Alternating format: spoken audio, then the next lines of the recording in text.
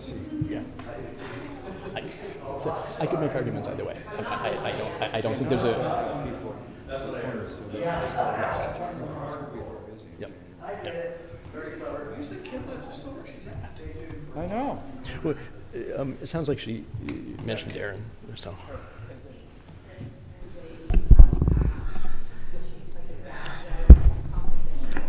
Well, we'd like to go ahead and begin our Highland City Council meeting here on Tuesday, October 21st, 2025. It is 6:06 p.m.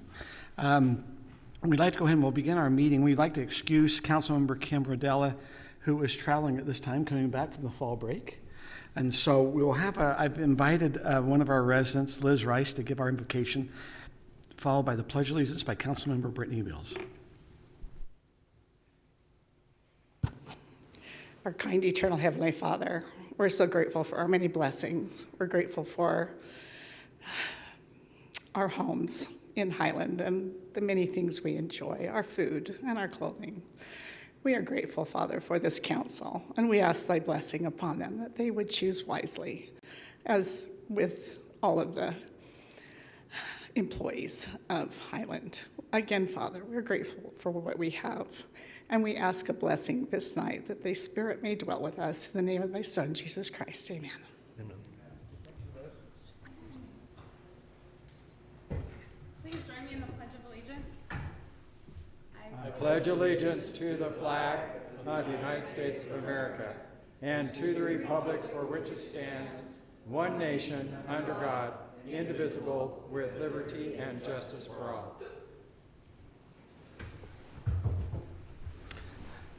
So at this time, we have us set apart for what's called unscheduled public appearances. We'd like to invite anyone that is here that would like to come up and address the council. If they could state their name and keep their comments to 3 minutes. We'd like to invite anyone here that'd like to come up and if they have an item to address for the council.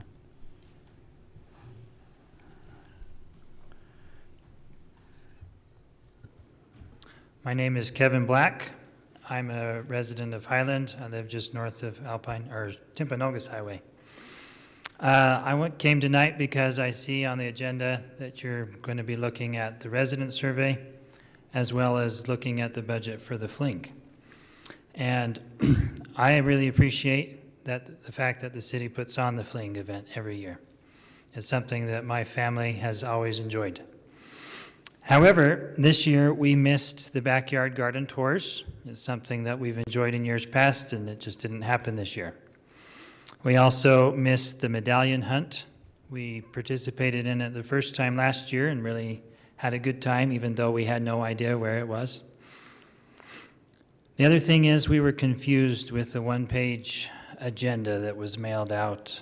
It just didn't seem like the right format. It was missing information on where things were at. Like, it didn't have a map of where things were going to be roughly located. I didn't have any details about the art show, which we've always participated in.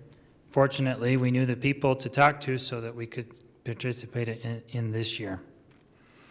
Anyway, as the council is looking at the budget, resident feedback, I encourage you to consider, why were things different? Was it for budget reasons or just trying something new? Possibly, maybe we bring things back, or you explain to the city why things are different. I appreciate your consideration. Thank you. Thank you for taking the time to come.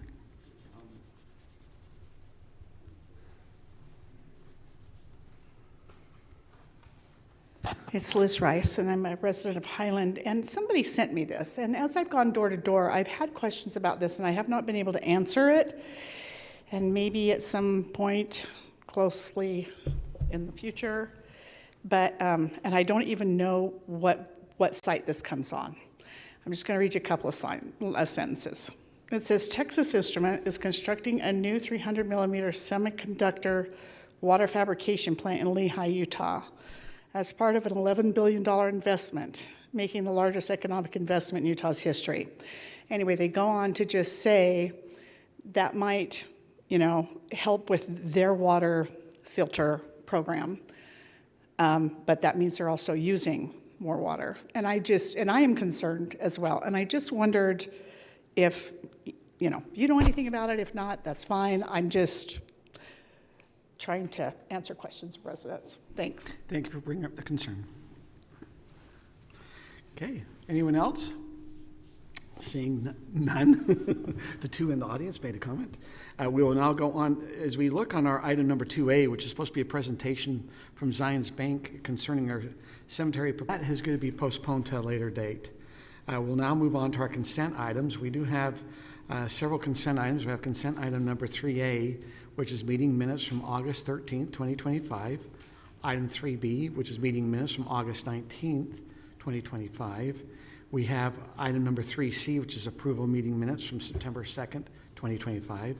We have item number 3D, which is approval meeting minutes from September 30th, 2025.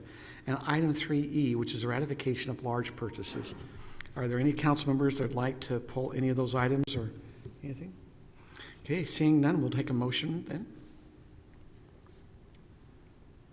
Mr. Mayor, I move that the Highland City Council approve the consent agenda. I'll second that.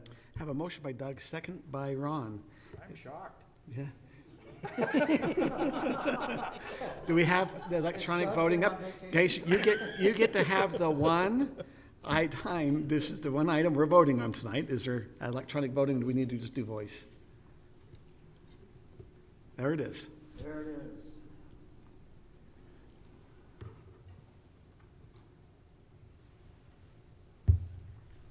And that vote is 4-0, and Kim Rodella once again is absent. Well, now moving on to our communication items, which will be the majority of our items tonight. Aaron, we have the first communication item, number 4A. It's a letter of support to Congress regarding Highlands zip code. I'd like to maybe kind of give a little bit of history on the how we got here where we're at. Back in 2019, the council at that time felt it was important for us as a city to submit about trying to get our own zip code. So Mayor Mann at the time and myself, we went and met up with the Postmaster General up in Salt Lake. We had several different meetings. We wrote a letter asking in regards to Highland getting their own zip code. We received a letter back in 2019 where we were denied. And they gave certain criteria as why we were denied. Some of it was they didn't feel like we had enough population. The need was not maybe there for a zip code. Some of the reasons we went, why we advocated for our own zip code, is when we did studies, Gary at the time, who was our financial director, we had sat down with him and we could earmark online sales that when he would go into the report from an online retailer that were unique, maybe they had one or two sales, they were not reporting back sales to us. And so he went through, and we then worked with the state. They talked to us about the sector, the last 4 digits, but it became evident that if a company has a software that does not use the sector coding on the end and just uses 84003, that there could be a mistiming, or sometimes we don't get the funds in. We are aware there's been times also individuals have gotten lost, not sure, and they've been down American Fork or different things where we all have typed in the software system where we put in the zip code or where we're at, and they keep trying to tell us that we're in American Fork. And there's times, sometimes I've just had to leave that because the software will not change it. And so for that reason, there's been several individuals here start advocating. What we did here was that Vineyard was successful, which is a smaller city than us, was successful in getting their own zip code. We come to find out that their House member Burgess was vital in helping them obtain that. So, I know that Scott has been bird dogging this for quite a while. This has been when I campaigned 8 years ago, it was something we brought about. Every time the campaigns come up, we've had residents come into city council advocating for it. We've had comments. We'll probably see comments possibly even tonight in our resident survey about zip code. So I started working with Jenny Reese and some of the John Curtis's staff in this last spring about trying to see what would be the process. And I know Scott has been I want to tell you thank you, Scott, because I think right now, Mike Kennedy, this is where we're at this time. We have a letter that we would like to, maybe we can pass that out, Aaron. It's a letter that we would like to send to the House. This is the U.S. Congress asking for their support in having us obtain our own zip code. And this letter will pretty well state some of the things that one of the requirements they had is that we needed to have a letter of turn down from the U.S. Post Office, that we have that letter. Does that make sense? That was one of the requirements that when we looked into how do we get a House or Senate proposal at the federal level, we need to be turned down. We need to go through and we need to kind of have our city council and mayor be supportive of this letter. So we're asking for you to review and see if you'd be supportive of it. We also need to have a letter from Utah County that they would be supportive of us getting our own zip code, which my understanding is that's going to be on their agenda tomorrow. And so I mean, things are all starting to kind of come together that way.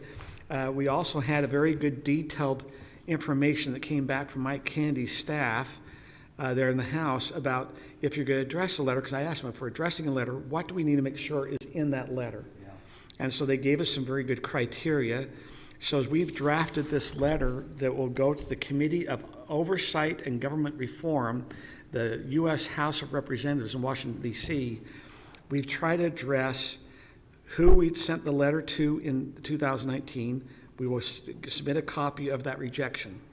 We will then talk about that we would like, why we're advocating is that we currently, Highland has about 5,500 homes, a population close to 23,000. We know that we're still growing, and some of the concerns we have is we still see growth coming in our city. We still have a lot of Ridgeview that needs to come. With that, some of the challenges we see not having our own zip code is the tax collection, which we've seen. We also believe there's some mail delivery. We all know when we're doing different mailing as a candidate, sometimes you have to cover different cities in your mailing, and you're not sure how to get out of that. We also know for some insurance rates or for some other safety situations, if it be for utilities and that, there's sometimes confusion. Are we part of American Fork when we're trying to get insurance? So we've put those in this letter. We've also pointed that Vineyard City in our area was successful in submitting through the formal process similar to what we're doing, giving them an example of a neighboring city that's been successful. And then we are asking for our distinct own zip code in this letter. And so if you'd all like to look at that, and if you're in agreement, we will get one master copy. Maybe we'll do two. Should we do 2 copies? We'll do 2 copies. Wouldn't it be good to have the staff sign it too? I mean, the senior staff? Would you like, when I asked who would be the best, they said the more the merrier. But we could add Aaron's. I think mainly it would just be mainly Aaron. I don't know for city attorney, but I could see. Well, I think it'd be great to have the senior staff because it affects them too. So it affects funding. I don't know. That's just my opinion. But we're now ready. We're going a different way. But the proposal is, and this is, it's not about, but it's a letter of support going to Congress that we're asking for them now to, where it does not appear we'll be successful going through the USPS Postal Service and getting our own zip code. So now we're going to go through the congressional aspect. Now, talking to Mike Candy's staff, we will need to go to committee. So we will submit our letter. The county will submit their letter. They'll bundle it together. There'll be a letter from Mike Candy. It will go to the Committee of Oversight and Government Reform. They'll hear it in that committee. If it comes out of a favorable approval out of that committee, we'll then go to the House for a vote. We won't be the only city. There might be 50 to 100 cities in this letter of support for their own zip code. That then, if that passes, would then go to the U.S. Senate. If it goes to the U.S. Senate, then it would go on to the president's desk to be signed, and then sometime next year we'd anticipate, if we're successful in all those venues, getting our own zip code. When I did some research on this, a lot of the cities were addressing the potential for public safety concerns by not having your own zip code. So we have not heard. So, Chief Patton, have you had any issues when you're having calls that you've noticed the zip code would make a difference in your public safety calls? Not for us specifically, but that would probably be ironed out at dispatch, and I would be willing to bet that dispatch, just based on addresses, zip code, they can't verify. Now, Highland to American Fork, which would be probably our closest, well, and even Cedar Hills. Cedar Hills runs county addresses. American Fork runs city addresses. They so do. You'd have, they're pretty easy to, we've got We've stayed on county numbers addresses. long. Highland is on county addresses. If we had our own city, I could see that one being even more confusing. Right. Now, street names can be confusing possibly. Possibly, but yeah, I mean, if somebody's coming in and that computer's picking up if that auto generates the address and that's got an American Fork zip code, theoretically, they could, I know other cities push the wrong broached button. that in their request. So are you saying, Chief, you would feel comfortable if we put there could be some confusion amongst public safety? yes. Yes. So I mean, Aaron, dispatch maybe is we ought part to of public add that. safety. Especially for paramedics. That's right. Paramedics Right. for sure. Yeah, for sure. sure. Yeah, Any- let's add that. I think that's No, great, that's a Ron. good, point. Anything else that we want to have a strong letter. When this letter was put together, we were looking at the criteria they were giving us and trying to follow exactly, saying, okay, what was the, one of it, tell us exactly what we need to have in the letter. And so we've tried to address exactly what their concerns and how, what they said need to be there. And I appreciate Senator Kennedy's staff.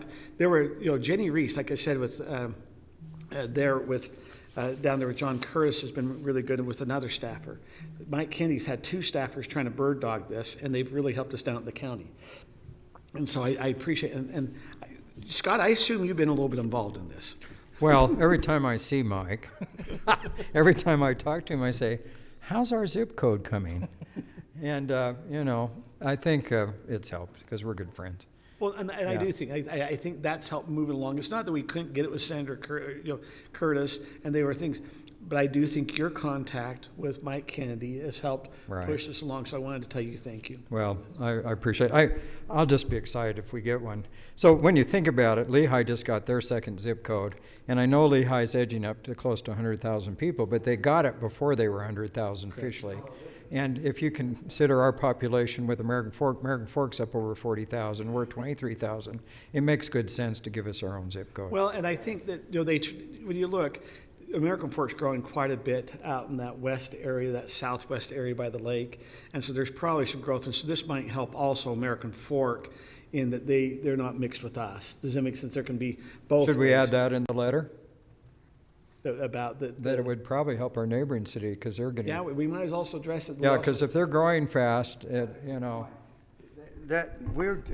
and I were just talking about this before the meeting, and when you're communicating, keeping it simple is really important. Correct. Right. When you add things to it, you lose some of your audience. And that was always, I had a one pager. I think we're okay doing 2, but I think we got to be careful getting in. We do have to be careful. So I think the public safety is important. I think it's a strong enough letter that's been put together that I think the public safety would be a strong advocation. Yeah. And so, But we're talking about Congress here that writes 1,000 hey, pages. I gotta be honest, guys. I want to come back and I want to see this letter signed. If it really has the president's name on it, I want to see it. I think you should go back for the signing. Imagine that. That'd be fun. I think the biggest lie ever told in Congress is when they say, I've read the bill.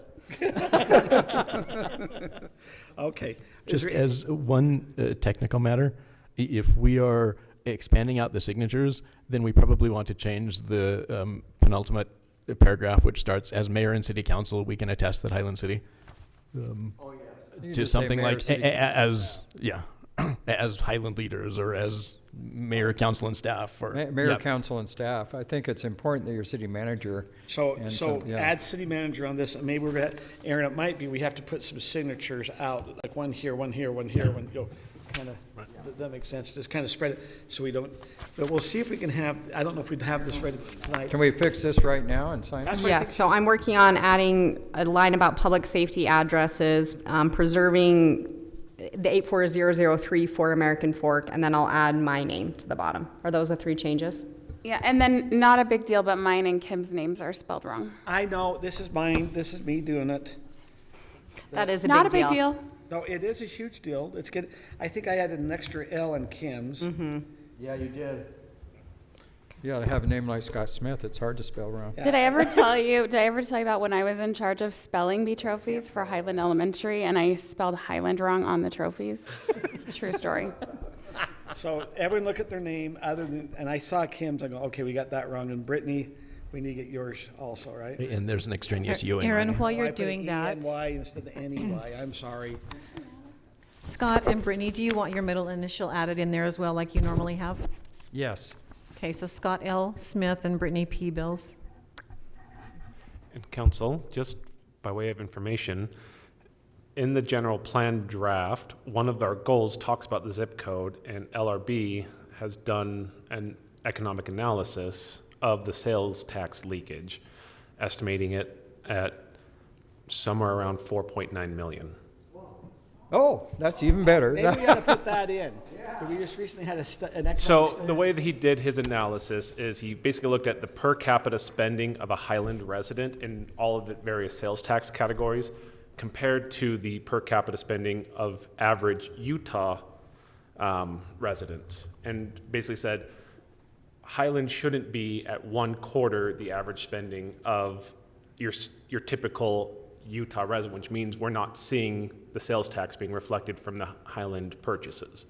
So the number may be far lower or higher, but he's saying if you just compare those two from average to average, from Highland to the rest of Utah, we're missing $709 million of sales, which at an estimated 0.5% tax is $4.9 million in revenues. Wow. How much tax Well, budget? it No, how much- actually, Oh, you're saying we're missing $4.9 million revenue to the city? That's the Sales tax we've missed. that's not, but That's the what we leakage. collect and what we get are two different things. And I don't know if And that's Congress is gonna annually? know that. 4.9 annually. 75% of it's based on population. It is. So it's not, I know. we got to be careful. We got to be careful. Well, but Yeah, but we have they're- a study saying that. and they're actually taking into account that Oh, if they're taking that split, into account. because the half of percent that Yeah. goes to the fund is not included in that Very good. number. Then let's If add I the understood number. correctly, that Make sure that it's advocacy that's good information. We have a study to support it. Yeah. It's so I not a think- finalized study, so we're still in the process of updating it. But That is this is interesting. one of the things that's leading that Research goal is- in yeah. our That's general good plan. data. In this Why can't you just say research has shown? research has shown Yeah, a research has significant amount shown. of revenues lost. Okay, wow. I want to echo the mayor's comments with Scott Smith and your work on this, Scott. Thank you. Well, so thank much. you. That's kind. Very Yeah, appreciated. every time I see Mike, I say, "Where's our zip code?" He's getting tired of hearing me. Well, I've done the same thing, but I've taken the lead from you. I think Jenny Reese, that there was a meeting that we had that I got a little bit, I was up in Salt Lake and I was in sweatpants. And I think I've shared it before.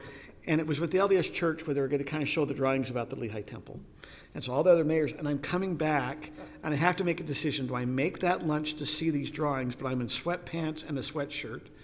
Or do I just try to run home and I'm probably not going to make the lunch? And I decided to go. Now, the LDS Church happened to be there in all their suit and ties. They had, and here I walk in sweatpants. Now, what wasn't the worst? Also, we're there eating, and we see the bottom area come and get clarity, like security come in. We're going, what's going on here?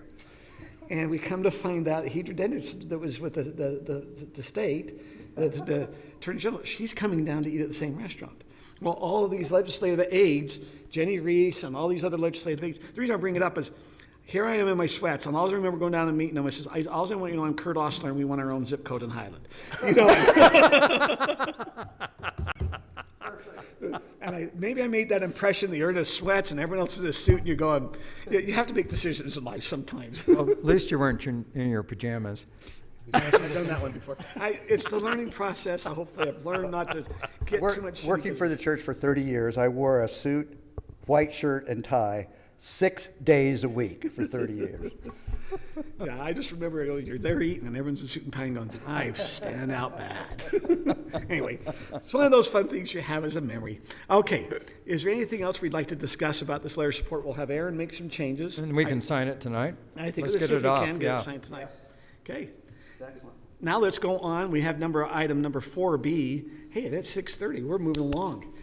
We have our annual survey results, and I am excited to get some input, and I think we have Jay that's going to give us that. Thank you, Mayor and Council. Good to be with you here tonight. I'm going to go over the results of the survey.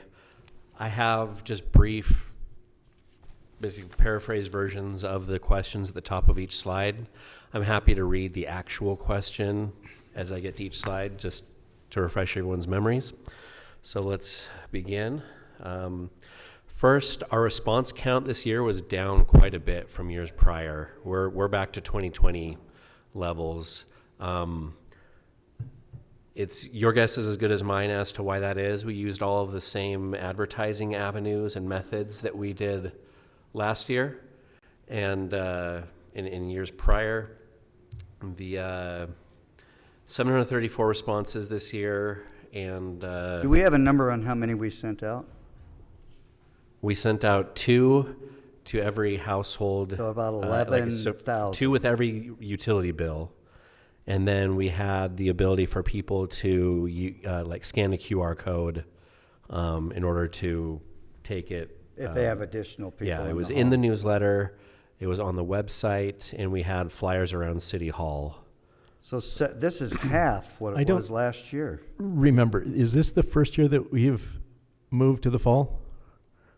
No, or was last year in the fall? This is the time of year that we usually do it. The reason you don't see anything in 2023, this is the alcohol survey 2 years ago, and so we did an alcohol survey, and so then in 2024 we did it the same time last year in October, right, Aaron? Yes.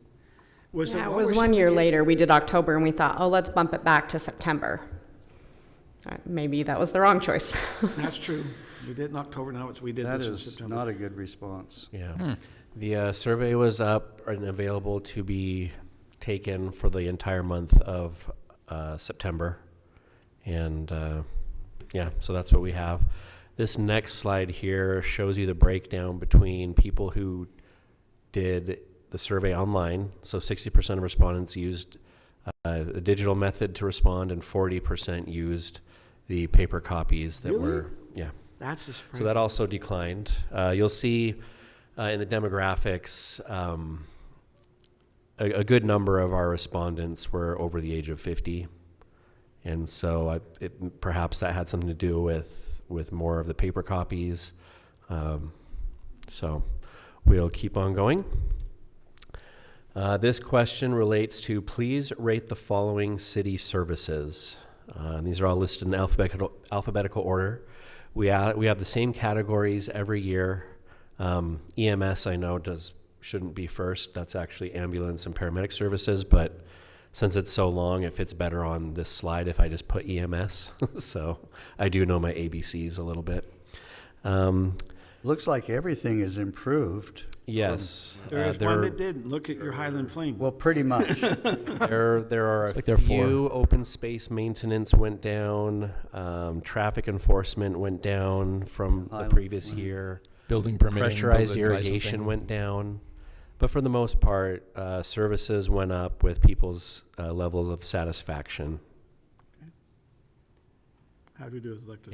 And just to note, for this question and many of our other questions, we said if you haven't had an experience with this service in the last year, just skip it, so that we're not getting people artificially swaying the survey one way or another, where they're like, well, I bet they're doing a good job, but I haven't worked with them. We'd prefer this to just people who have actually interacted with our various services. Well, every one of those questions had the option that I did not interact with that. Yes. And hopefully that if they hadn't, they wouldn't. The one that concerns me here is the building permitting. Why is that going down? And it's like 67%. That's quite low. Do we have any idea?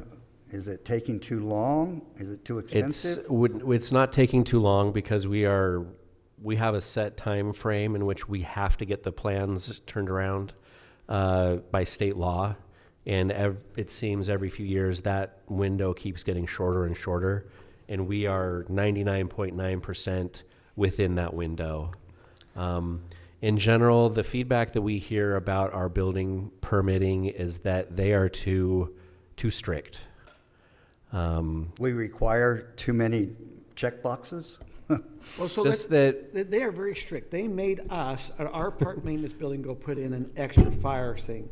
We have not passed it ourselves. We could rate this.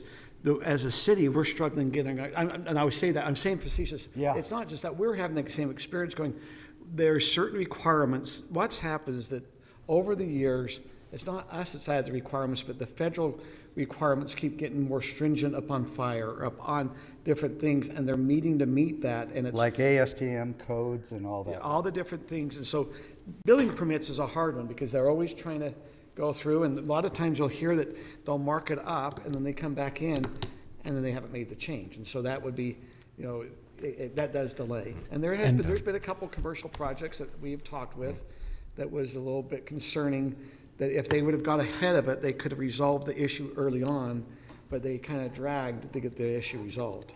And I think it is good and important to be digging into reasons why that number might have come down a little bit, but I think it is also good and important to recognize that that may not be a statistically significant difference. Correct. When we're talking 730 responses, a 5-point change may not be. Absolutely right. That 734 deeply concerns me as far as the validity of and reliability of this. Yeah. I But mean, you still have enough numbers. I mean, you'll start seeing in the elections, as they start to come out on in 2 weeks, you won't see great changes. They'll start being within 2 or 3%. And so I don't think, we're not going to have huge swings even if we don't have all the numbers. Yeah. I say this sort of tongue in cheek, but we may get more people to come out and respond to the survey if we have controversial land use topics like we did last year.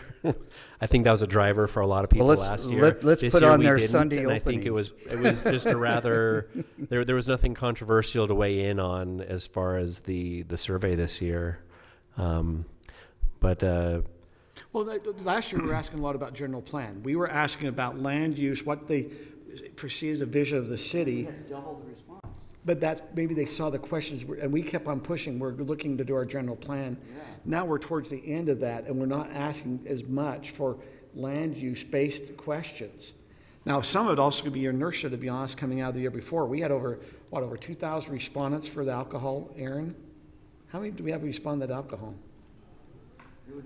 It was long. It was, and so you can also get that inertia coming out of that response where they're still engaged. Yes. And I guess I'll be real open. I said, well, that means probably there's not a big issue in the city. They're not as, we're not asking big questions, but they're also not seeing big engagement of something they're real concerned about. Now, we might have comments that bring up some of those, traffic. So Can I just add something? I'm not so sure that the fact that the building permitting is down a little bit or it's down below 70%, I think it's maybe a good thing because it reflects our codes and our standards. And the fact is, in the city of Highland, we kind of want gradual, organized growth. It's not a free-for-all like some of the other cities. Don't you think? I mean, to me it says, because I'm sure some of this dissatisfaction is not that we don't allow everything to happen, that we have a process, we have certain codes, and we're trying to preserve, Highland. So I don't think it's a bad thing. Yeah, I would be more upset if it was 100% that they loved. Yeah. With only 734 responding, how many of those even had building permitting? that's the thing, is you might I don't only know. had Is this 50 of 20 those. people here? Yeah, it's 20 to 50 that respond. Yeah, And so so- even 1 or 2 that respond a different way also move it 2 or 3%. Right. So, okay. Higher satisfaction in some of these categories probably might mean that inspecting by drive-by is a term in the building permitting world, where they're very, very lax in their inspection. And us, I will tell you, Jason is... You're getting inspected. He is not lax. He's a very good inspector. And as the mayor said, he even held our own city building to... he failed us. He had the audacity to fail the city. That's don't think it's just the residents. We got filled too. So. Yeah. And it was fair. And that's a really good thing to see, that we have employees that are going to push back on the city when the city should be pushed back on.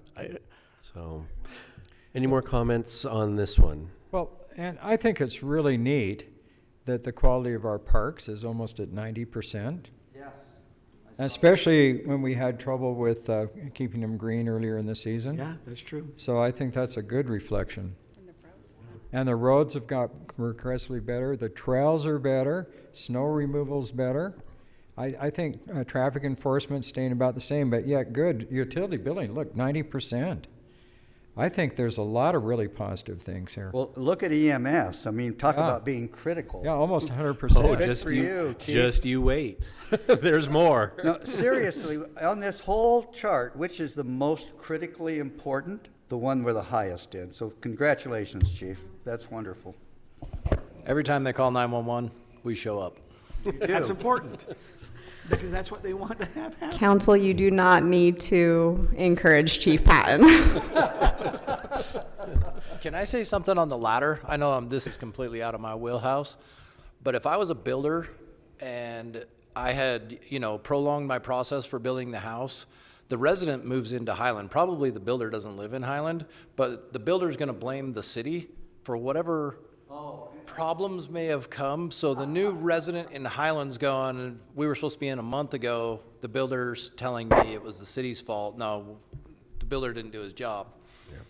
I can Just tell you the real throwing that reason. out there. The real reason, the general contractors have very little control over it when a building gets built and how long it takes. It's the subcontractors. Guaranteed, the subcontractors are the problem. But you're right. It's probably the city is being blamed, and that's could be what we're seeing. You bring up another important aspect, and builders will move on. They don't stay in the city I live in a subdivision that the roads, if they would have held some a little higher standard, I don't think our compaction, where I have a roller coaster going into my house, would have happened. And that's we have to look long term. Some of the residents might complain for the 1 month, but in 20 years, hopefully they understand there was a standard kept, and that's what's in there. And that's what we're trying to do is for safety, for fire. The one that I was aware of was really a fire rating that they were really struggling with, and we were aware, and we kept on trying to communicate with the commercial business. Okay, you have an elevator, it has to be fire rated, and they kept on pushing and pushing. And then finally, when we heard what the solution was, I'm going, are you joking me? It was just a kind of a special paint with getting this sheet rock to get it done. Fire rated. Yeah, the fire rated sheetrock with some paint. Right. You could have been done, 4 or 5 months ago if you just went that option, but it cost them a little extra money.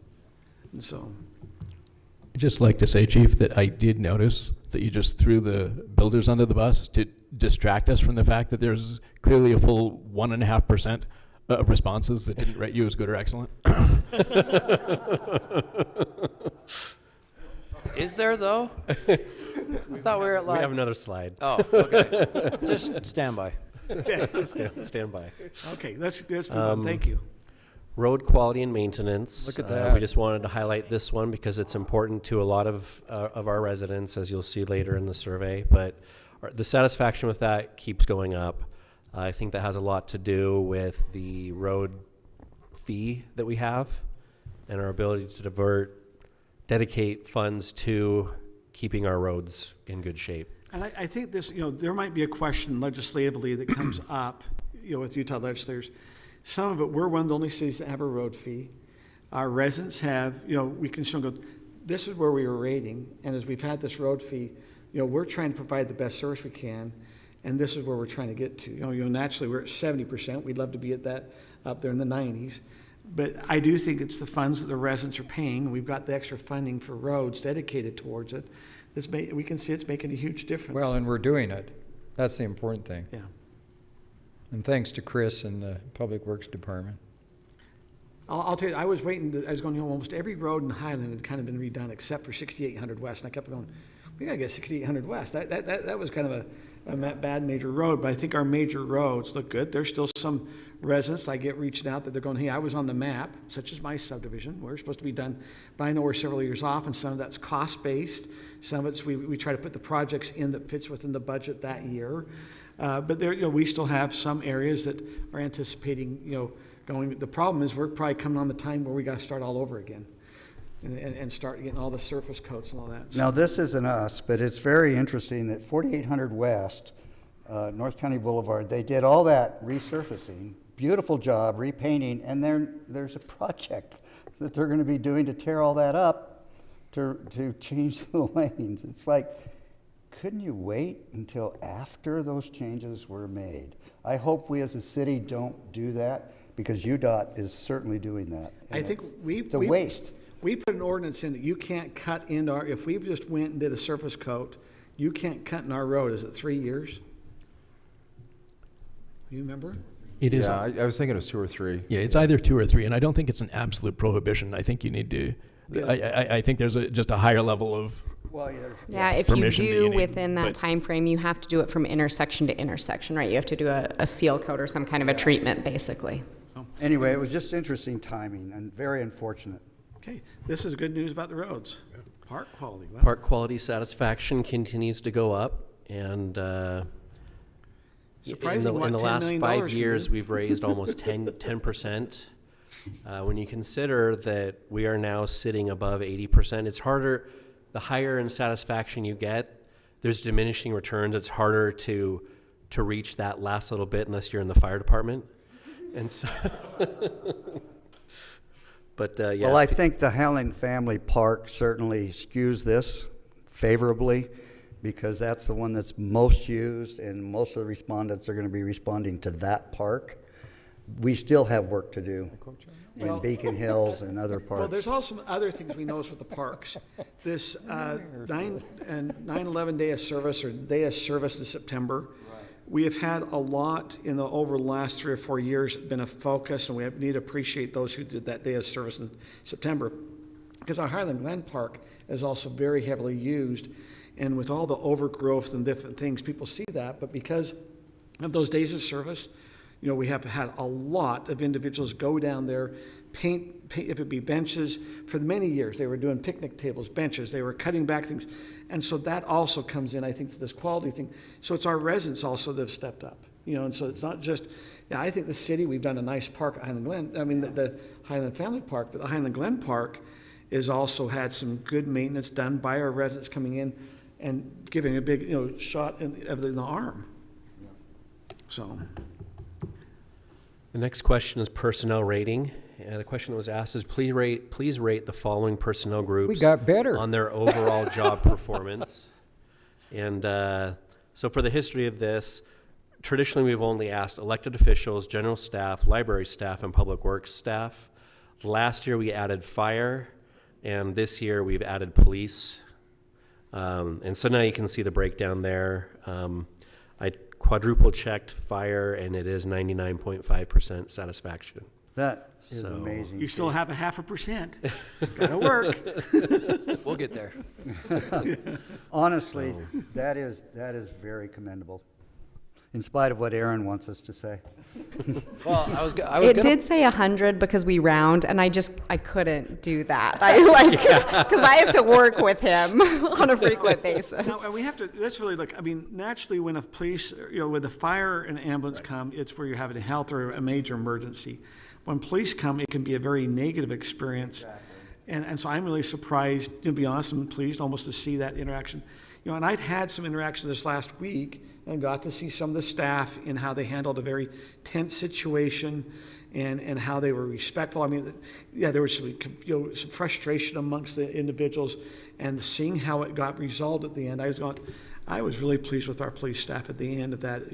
At the very beginning, where someone's looking to say, "Hey, Mayor, I want you to fire that police officer," by the end, and going, "Okay, you came in, you worked through it. I think you gave some things and calmed down the situation." I was really pleased with our police staff, and yes, you're at 99.5. Good job.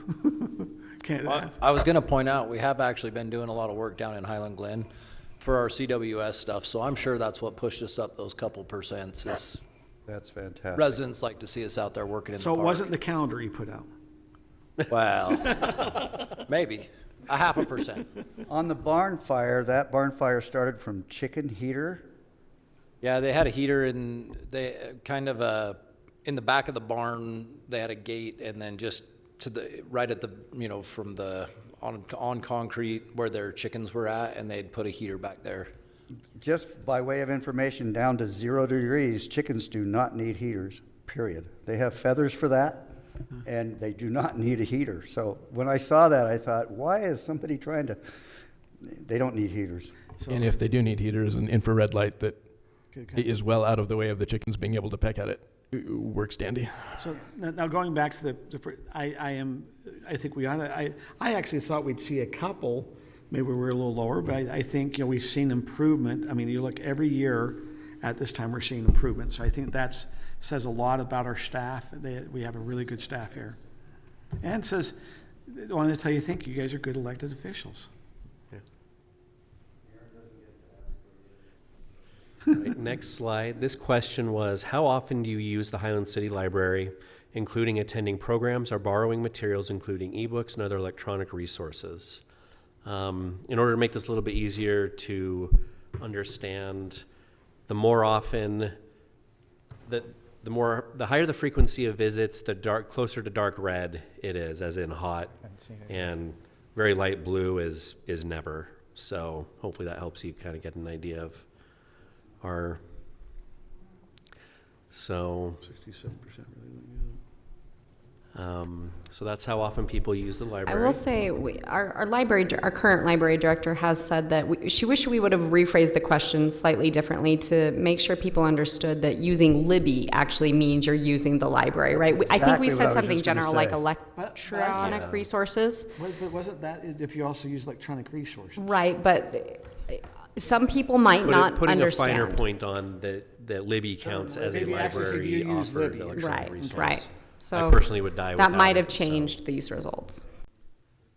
But it is surprising to see 67% saying they're not really as, you got about 35% of the city that's really using the library, it appears. The library funding options. This question was, the Highland City Library is funded primarily by a dedicated property tax, which covers about 98% of its operations. This tax was established in 2007 and has not increased since. Over that time, costs have risen, library use has grown, and some outside funding has been reduced. Despite careful budgeting and fundraising, the library cannot maintain its current level of service without additional funding.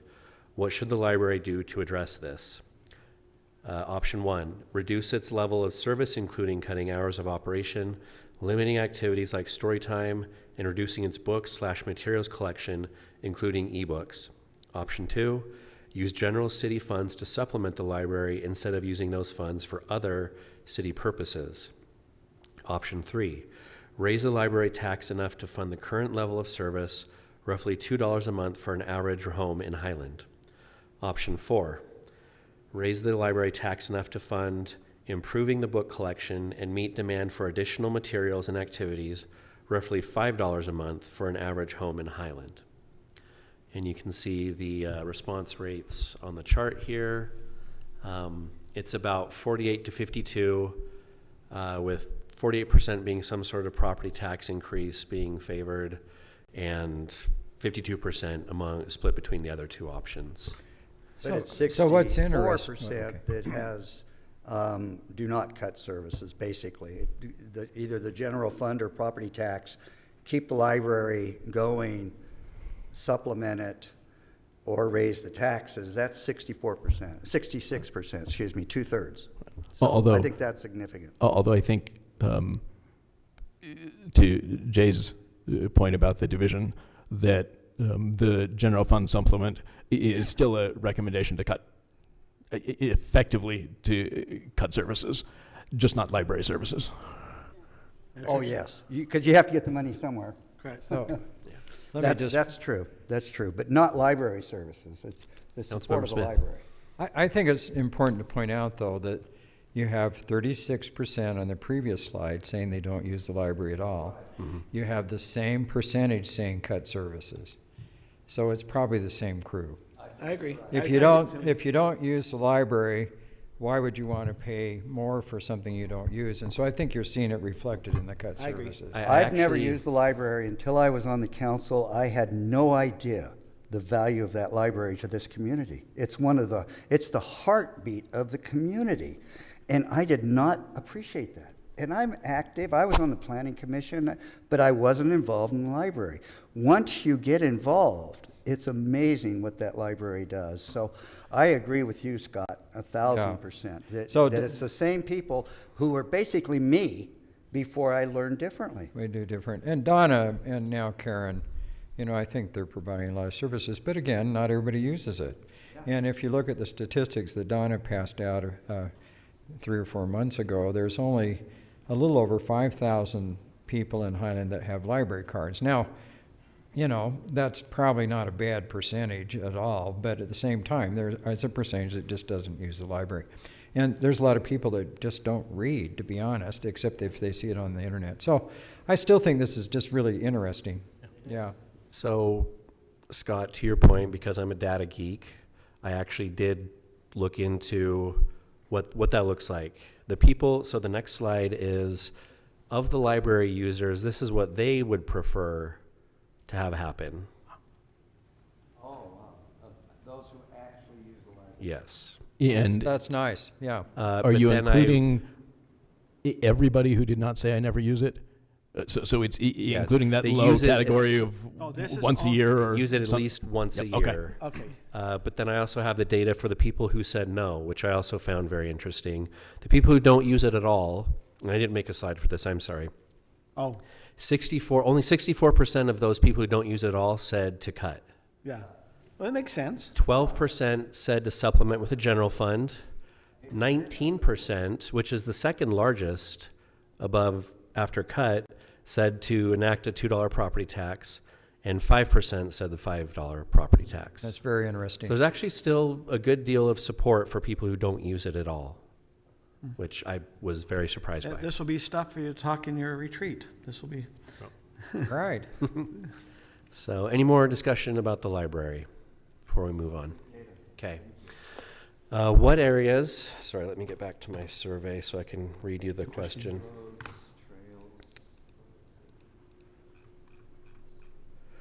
What areas should the city prioritize for funding? And this was mark your top 3. So this was a multiple choice. And you can see road maintenance was one of our highest, which is also great that people, they do want that funding there. And they do appreciate the funding that goes there, as we saw in the previous slide. After that, it's trail and parks maintenance, public safety, sidewalks at 37%, library at 30%, new trails and parks, 14%. Other, and they were able to write in their options there. You'll be able to see that in the free responses that we'll include on the website and send directly to you after the meeting. And then community events, additional funding for community events was 10%. So, any thoughts? Were or these the comments? only choices they could have was this, or were there other choices that just didn't even merit? This is the extent of the Okay. choices that we gave them, but there was the other that people could choose Well, I from. think, okay, once again, we charge $18.50 a month for roads, and they're stating, still focus, put your effort on roads. Yeah, just, what they're saying is they're supportive of our road fee. They've seen the change, and they're supportive. Keep it going. I mean, to me, keep the focus there. We need our roads. Then naturally, your trails and parks, which is, for a Highland resident, that is one of the reasons why I think they move here. They're looking for that open space. They're looking for trails. They're looking for a larger, that's kind of what we've advertised ourselves. This is, if you market what Highland is, this is what we market ourselves to be. Now, your public safety, which is important, naturally everyone's going to, then I think it's, the sidewalks is something I think we need to start watching. I know that a lot of the council members have been talking about that sidewalks is an area that it sounds like there might be some support for. So, interesting. It's kind of refreshing that only 14% want new trails and parks, because we have a lot of trails and parks. Now, having said that, I had a discussion with a resident and pointed out that we have 6 acres per 1,000, and that's 127 acres of parks. And they said, but that includes Highland Glen. And I go, so I asked Aaron about that. Highland Glen's 70 acres, but only 27 of them are It's counted programmed, yeah. as a park.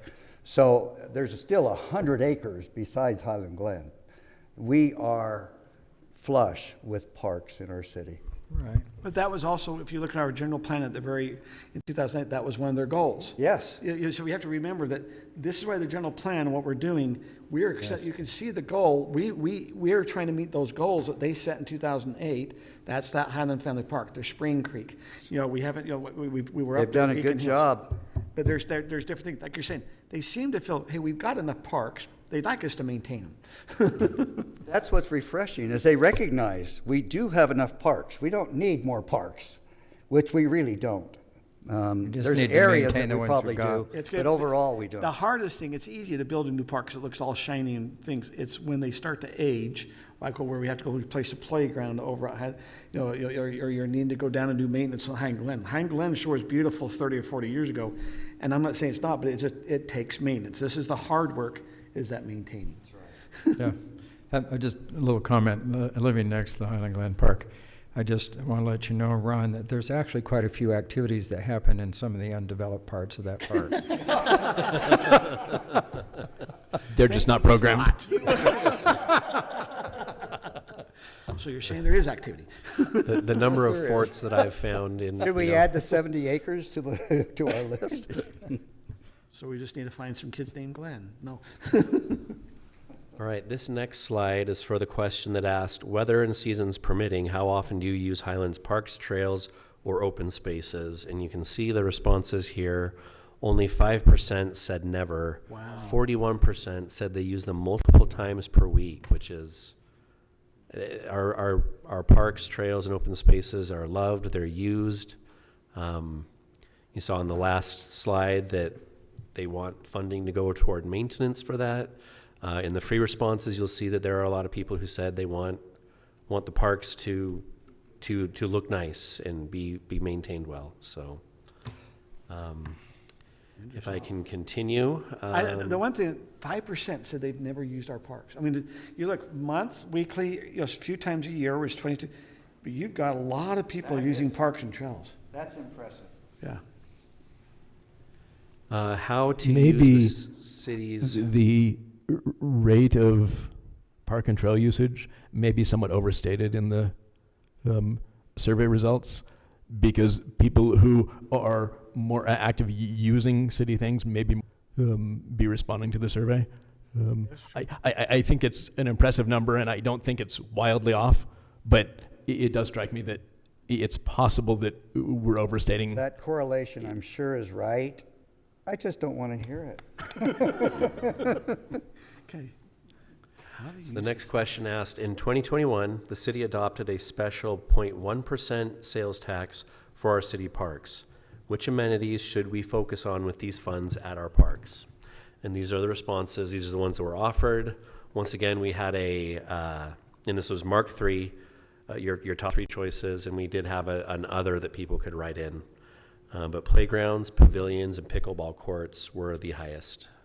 So was this data, do you have it segregated by, like, Ridgeview is going to have certain answers, I'm sure that's going to be more playgrounds, where North is going to be less. Do we have the data that says maybe by precinct what? We've divided the city into 4 quadrants. Okay.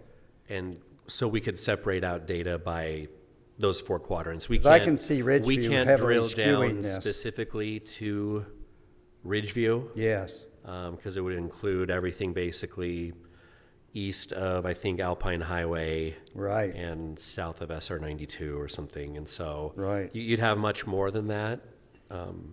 I wish the but- dog park was a little higher, to be honest with you. Yeah. So I would like to put one in.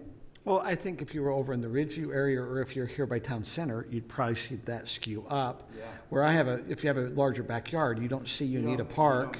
Yeah. That's what I say, it depends if you have the yard for it or not, I think. Yeah. All right, next question.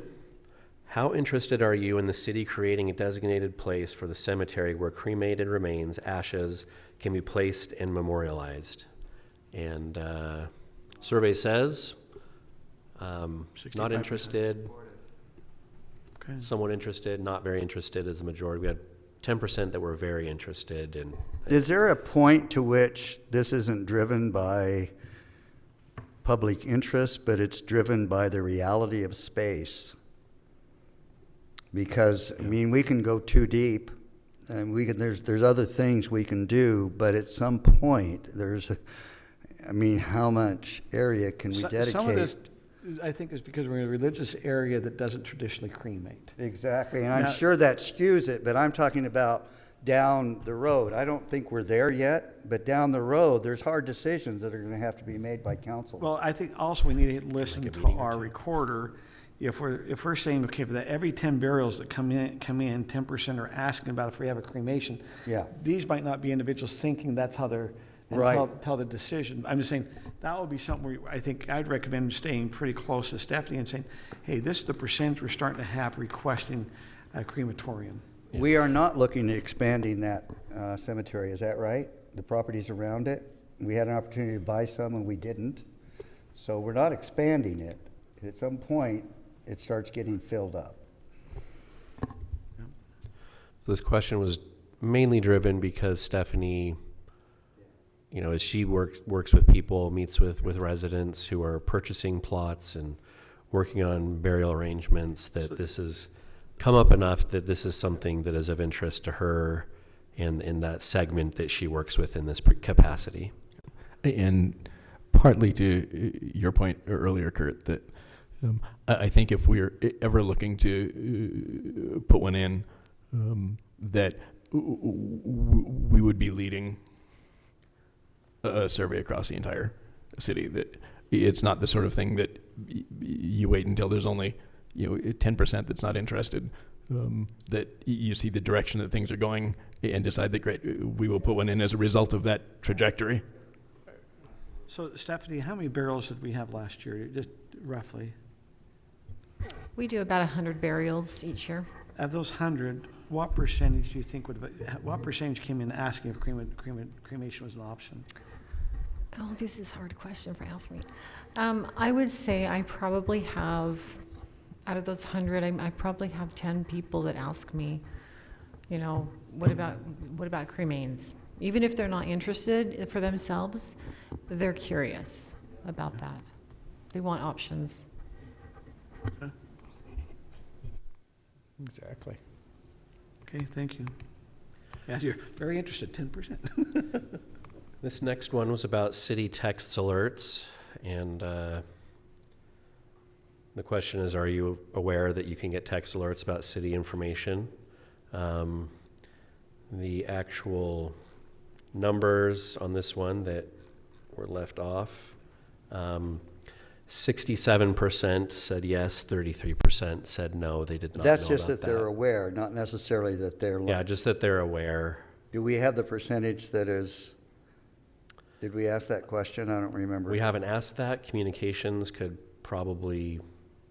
Because it is, to me, it's an opportunity lost. If we have 2/3 that are aware of it, but not, and only 1/3 are using it, then that's something that we can, I think, set as a goal and try to improve upon. Last year, 64% said that they were aware, and that's raised to 67%, so there's some progress there. Yeah. I would say. But it's actually using it that I would hope that we could impact in a positive way. We were getting into some demographic questions here now. 55% of respondents were female, 45% were male. And that's about the same as it was last year. Age of respondents. Here's a chart showing that. So we have very few under the age of 40 compared to the rest of it. So make of that what you will. Also here, so 80% of respondents were over 45, 51% were over 55, 30% were 65 or older, and 11% were 75 or older. And you can see in the previous slide where that concentration of respondents were really between 45 and 70 or below 70 or 75. So if it is reasonably easy to do, this is a slide that going forward I think would be very convenient to see last year's results up against it. Mm-hmm. Just to give us an idea if something in the survey we've skewed someplace. Yeah. The other thing I was looking, would you mind going back one slide? The one that has the ages, right there. Yep. I think we've got to start watching, we're really gapped between that 40 and 65. But if our population, where are we shifting and are they moving out? This is what we've been saying, hey, do we need to start getting housing or things? Are we starting, were they there? I mean, if we go back 5 years ago, if they were 65 to 69, they should now pop in here. Are we starting to keep those percentages? You know, are we losing our seniors is I guess what I'm saying is that, so I understand some might have some life events that come up that make the change, but it's one of the most frequently asked questions that I'm asking as I'm canvassing, and I'm sure Liz has probably done a lot more of this than I have, but it has been senior housing, and it's been, I want to stay in Highland, but I can't keep my big mansion. I mean, they don't use that term, but that's basically what they're saying, and big property. I want a small house on a small lot that with senior design for the senior. But I think that's what we're signaling also in our general plan is we're telling the developers, you want density, it's senior housing we're willing to look at. Exactly. And senior restricted, not target. Correct. So, okay, I'm sorry, I just was trying to see, we're starting to curve off and just wanted to see what's going on. And an interesting way to consider the data, I think, is, are the people not responding because they're just not participating, or is it because we don't really have a lot of those age groups in our community? Can people who are 18 to 24 or 25 to 29 afford to live in large lots, you know, large houses on a large lot? Do they have the income to do that?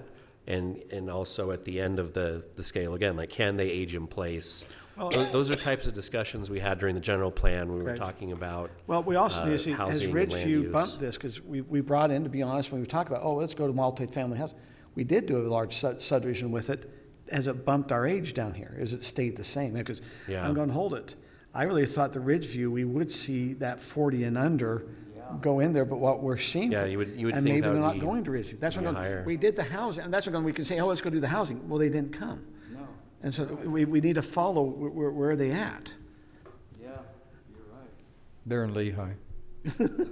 Well, to be honest, Ridgeview still cost a lot of money. It wasn't, we came in and put that 8 to 12 to, units per acre, but it didn't equate to being affordable. That was one thing I think that opened our eyes is, okay, let's go in, we'll do the 89 units, but they didn't come in affordable over there. They're still in that 700,000, so it didn't hit that demographics we were trying to help. That's what I'm going, you try to bring something in to help, but is that helping? What's going to be some aspects to look at? So. Well, but the problem is just, and this goes back to our demographics and different things. Our property here is worth a lot more in Alpine and Highland.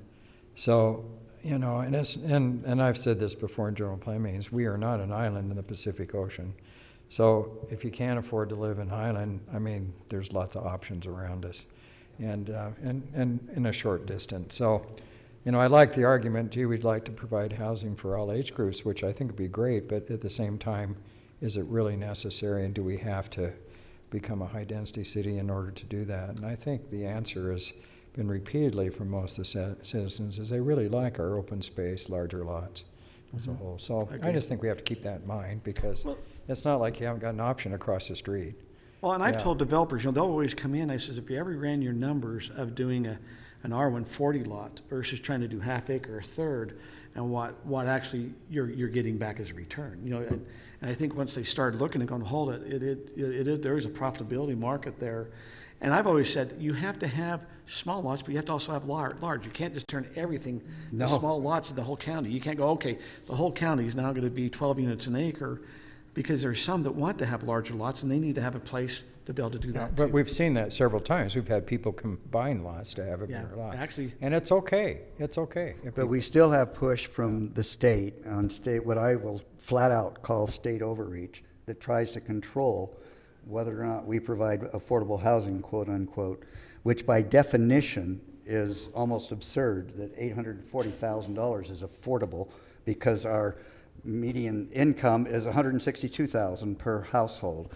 That math on that makes it almost a joke that we're talking about it, but the point is that push from the state is always coming down on us. And I just think we have to be careful that as we're doing this and making decisions that we push back as much as we can as a council to the state saying, hey, this is state overreach. Stay out of our business. Let us do our own land management, land use management, and stay out of it as much as we can get them to do that. Okay, this is good information. Okay, Jay? All right. This question asks, and this is once again, these demographic questions, we just ask the same ones every year. Do you have children under 19 at home? And this was 65% said no, 35% said yes. And that makes sense based on Who answered the questionnaire? demographics Yeah. from Wow. from previous slide. And then finally, what area of Highland do you reside in? And half of our respondents are from the Southwest, so they talk with an accent. Y'all? That's where I live. Y'all. We used to call it the country out there. We used to call it the suits on the east and the country in the west.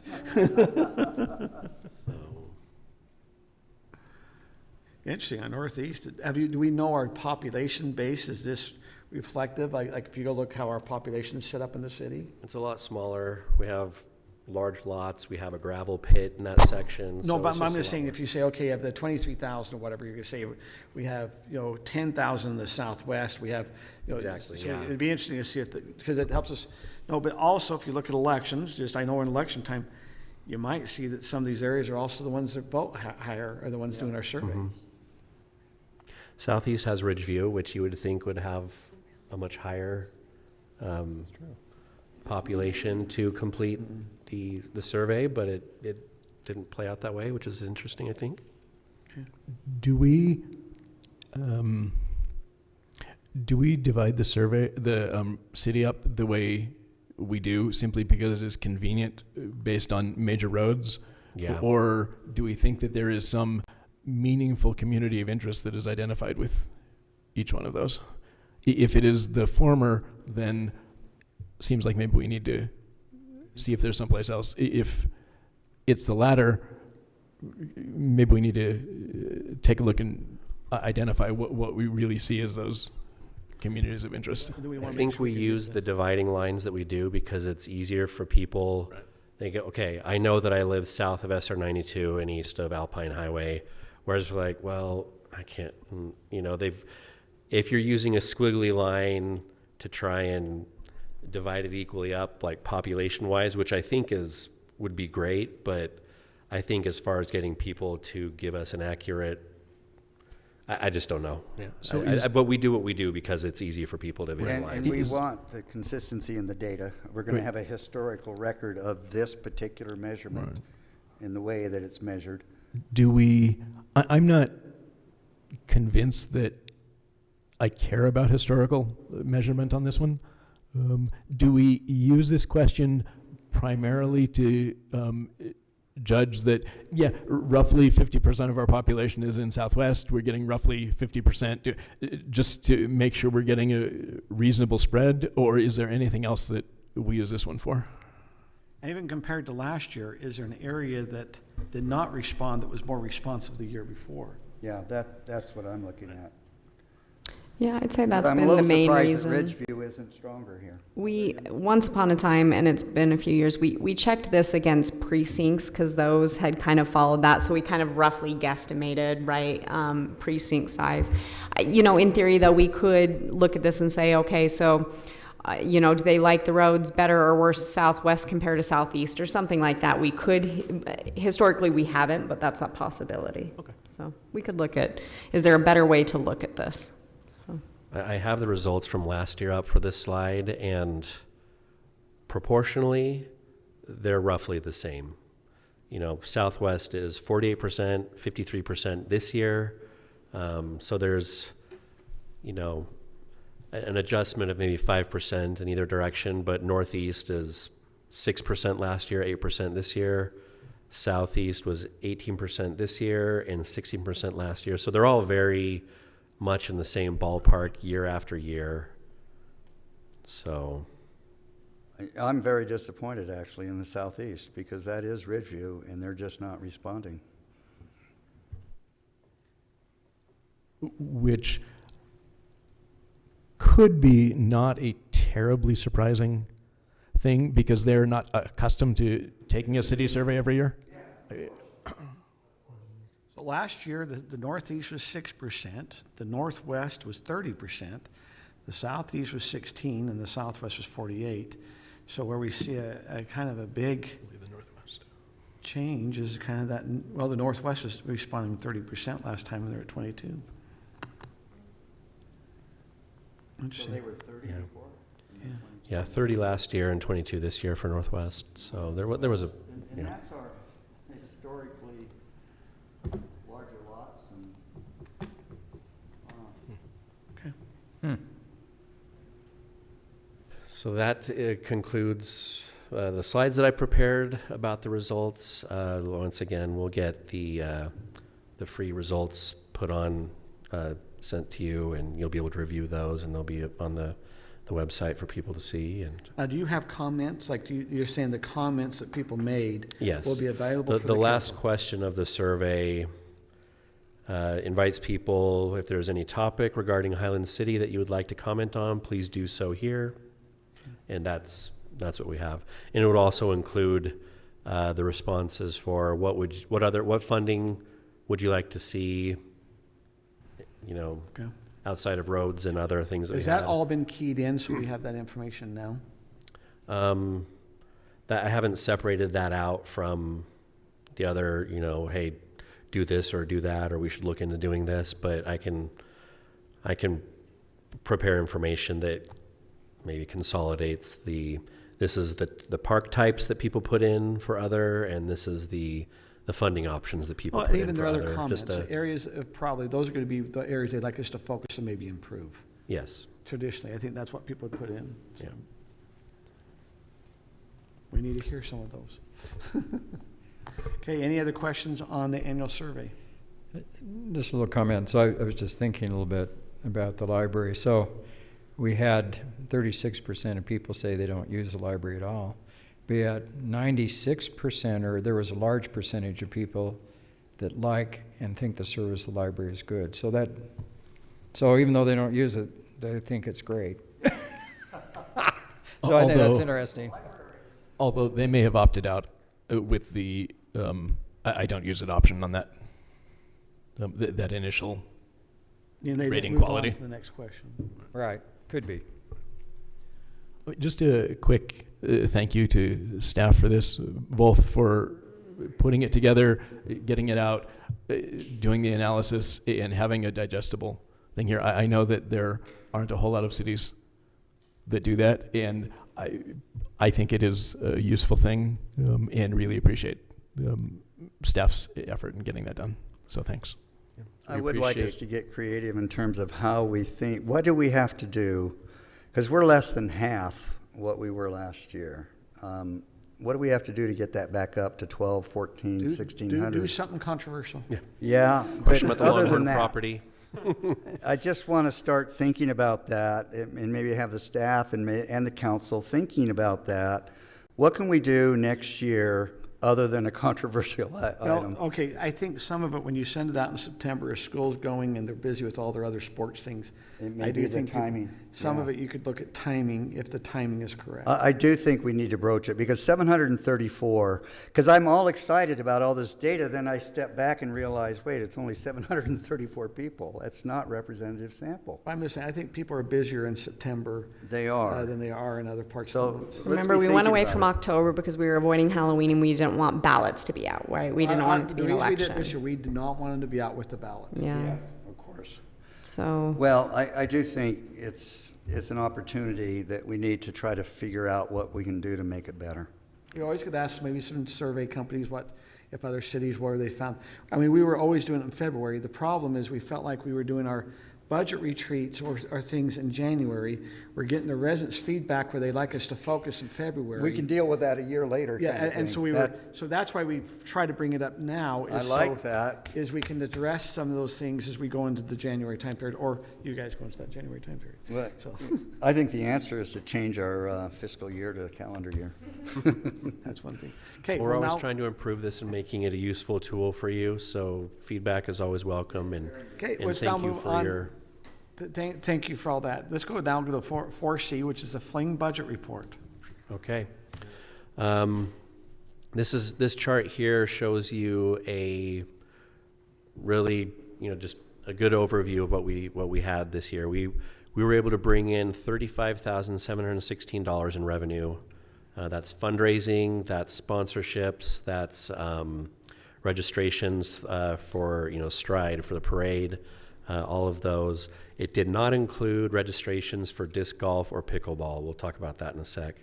The expenditures included those? So they're just out there, they're separate. The arrangement that Christina made, I'll talk about that in a sec. That's fine. But they're outside of this.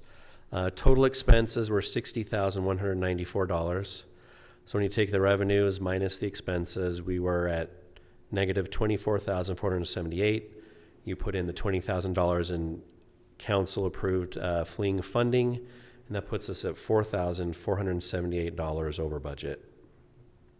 Now, Christina had her own budget that was for the whole year. Was part of that offset? I think she kept on thinking she could borrow from different events. Yeah. To be able to pay for Yes. the Fling. That revenue number includes $10,000 from community enrichment, which is the line item for all of our Oh, it's already. all other events. Yes. Ugh. So some of the takeaways and considerations for this year. Revenues were lower this year because we chose not to charge for the children's activities like the bounce house. We did last year, and it ended up being a debacle. And But so we did our own discretionary funds. I put my money in there for that. Yes, to cover and that was included in the revenue. last year. No, this year, I think that me and Ron said we would put that towards the Right. kid stuff. This current fiscal year, because we did it last fling. To go look at Because it. we were having the discussion a year ago, and we were in the hole. I remember you both Yes. dedicating your funding to that. But this year, we We haven't were had that planning on the discussion. fling just covering that. And that might be true, is that we maybe didn't discuss. I think you're right. We didn't discuss how that was gonna happen. So Christina made an agreement with the disc golf and pickleball chairs that they could keep their registration fees in lieu of the city paying or reimbursing them for any of their costs. That might have worked out okay with disc golf, but the pickleball, I would imagine with its popularity, that probably generated a good deal of revenue that we gave up. I would not allow that in the future. I did not know about that. So what did the agreement. chairs do with the pickleball money? I don't understand. It was used for prizes and okay. Things like that. But I would imagine some of that pickleball revenue could have gone toward offsetting that $4,700 that we're in the negative on. So your disc golf, if you go up there, traditionally, if you register for our disc golf, you're gonna get a disc that you can golf with. I mean, that's. A kinda set of nice- discs, Yeah, a set yeah. of discs, which, on the pickleball, I know there's probably different awards going on. Hey, if you're first place, here's your, we don't know, we don't probably understand. Even, I'm okay with it. So, but we Yeah. don't know, but I was able to attend the pickleball thing, and it was pretty competitive. I was surprised, and they did come from all over the area to compete. This is one where Jordan did a good job bringing a lot of people. But it is something, like you said, we probably ought to have an understanding, because there were also sponsors. He also had one that. Yes, he had One of the sponsors. dentists here also sponsored it, so there was some sponsorship. We didn't get that money, that went to pickleball, is that correct? Yes. That's something we probably need to have a better understanding of. Do we have any accounting on the pickleball? No. No. I could reach out to him and ask, hey, how much, how did this net out for you? I'd just But- be curious because I think we it'd be are. wise, so But I- going forward I, next year. going was it- forward, we need to make sure there needs to be more accountability. Right. And not just saying, hey. It is the just, accountability. just do your own thing and see ya. Yeah. That's good. And I think also the transparency. I think the residents need to know, what's being generated, how's the money being used. And it's fine for us as a council to say, if it breaks even, we're okay, but no, we need more than that. We need the data. So- we want to know. So Jay, of the money that was raised, how much was that from donors that thought that maybe they're going to be in a booklet or in other things? Do we have any idea on that? We had 14,600 is what we received from sponsors, but I don't have the exact breakout. That's what we have in our financial system as revenues from sponsors. And you've had to pay some of that back, is that right? No, but what we are doing to make sure there, as our resident that spoke earlier, there was some dissatisfaction with the single page mailer that went out. And so to do right by those sponsors that were expecting something more, something better, we're allowing them to have a booth at the Halloween event free of charge, or the Christmas event free of charge. And then we're also sending out a nice glossy mailer expressing our appreciation for our sponsors. We're still working with them to make sure we're finalizing the details and the offers that, if they had prepared an offer for residents back in, July, and now we're sending it out now, we need to make sure that that's updated and that those terms that they still are okay with. And so what I'm understanding, Jay, early on, we thought we were doing a booklet. I mean, that's what I was told. When we went and talked to our sponsors, they thought we would have a similar booklet what we'd seen the other years. Now we know we start hearing some changes, but we still thought there'd be areas for sponsorship or for information about the fling. I was told that the booklet would be shorter and eliminate a lot of the fluff, but we would still have sponsorships, and we would have what was necessary for people to know about and get to the events they needed. Yeah. With brochure printing, you have to do it in blocks of like 34 or 32 pages or something like that a piece. And once you go over that page limit, then you've got to provide another like 18 pages or something before it's you can. 16. Yeah, 16, whatever. It's so, anyway, we'll do better on that again next year. And so that's 4,700. You're talking about outsourced flyers. That's what you're talking about. Those are, so for the whatever flyers Christina did for the fling, there was from what I could find in our financials, she spent $4,700 on printing flyers that we could have printed in-house for much less. So we spent $4,700 for what we ended up with this year? Because we didn't end up with much. Does that include the banners, or is it simply flyers? It's just labeled as flyers. That not just that one flyer, but other. There were flyers other flyers, but they were. I'm just shocked at that number. I'm very shocked at that number, because for that number, I would want the booklet. Yeah. I would want 20 pages, not one page, 8.5 by 11, and smeared. I mean, that's concerning to me. I appreciate we had a resident make a comment. I'll apologize to the residents that we did not anticipate that it was going to be a one-pager. We did not. We anticipated, we started hearing that maybe we'd get down, instead of being a 20, maybe down to 8 pages, and it was going to be, and once until we saw a week out. I mean, to be honest, it was the Thursday before saying, where's that flyer? Where's the people know information? And it's this emergency printing, and we're having youth council rent them out to the houses, and we're having them at the businesses, and we're having, anything we can to get this. It came in late where we found out some of this information. So I know that we're going to have a budget retreat, and we're going to be having priorities in those budgets, but this resident represented my views perfectly well. I mean, you couldn't have summarized it better, and I thank you for taking the time to do that. Those are real concerns, and if we're going to do it, we've got to do it right, and if we're going to do it right, we've got to put some money behind it. So maybe that 20,000 isn't enough from our part of it. If we really want this fling to go to the level that I believe we all want it to go to, and our residents want it to go to, having a nice booklet that informs and allows the residents to be able to feel a part of it and know how to become a part of it is critically important. And the way we did it this year was shameful. So I'm just really shocked that we spent $4,700 and got what we got, which is very, very little. Scott, you had some comments? So I had some comments. So I appreciate all your comments, Ron, and I think you have a lot of insight because you and your wife spend a lot of time on the fling. All said, I think we've learned a lot.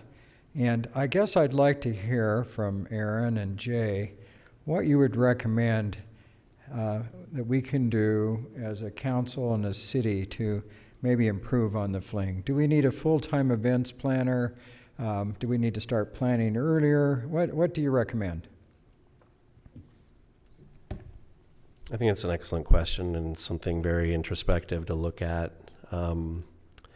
My off-the-cuff thoughts on that are we need good record keeping as far as what we've done, how much it's cost, and those will help us with our budgeting. It's, you know, we're not as badly in the negative as we were the year before. We do still have that problem of the week of, 2 weeks before, you've just got all of a sudden the credit card is being used to buy whatever is necessary to pull off a good event. But if we can plan, if we had say, okay, you for this event, you have this much. For the medallion hunt, you've got this much. Hopefully then the chairs will operate within those budget constraints and we don't have any surprises 2 weeks before, 1 week before, the day of going, oh, I need to, you know, spend how many hundreds of dollars on the thing that you need that somewhere along the way we didn't know about that. If that is something, I think the part-time position that we have right now can manage this. How many part-time people have you had in the last 5 years? A lot. 7. How many in the last 7 years? 10. That's a problem. And I believe it's inherent in part-time. I'm with Scott on this. I think we've got to be creative and look at what do we do to bring stability to an events coordinator that's able to do their job. Turnover is massively expensive. We end up spending more trying to keep part-time people. When you have 7 people in 5 years, there's training costs, there's opportunity lost cost inherent in part-time employment. So I hope we get creative and you can come back to us with some recommendations that have some real solid foundation to it, that's fundamental to creating something that will work in the future. Because 7 part-time events coordinators in 5 years is not acceptable. It's just not. We can't expect consistency when we have that. And I think whoever's on the council, I think we just need to work with staff to look at ways to improve. But, you know, that said, I think, and I agree with our resident that was here. I mean, there were several events. I know the Arts Council was real frustrated and a lot of things like that. But in the end, I think we pulled together a pretty good fling.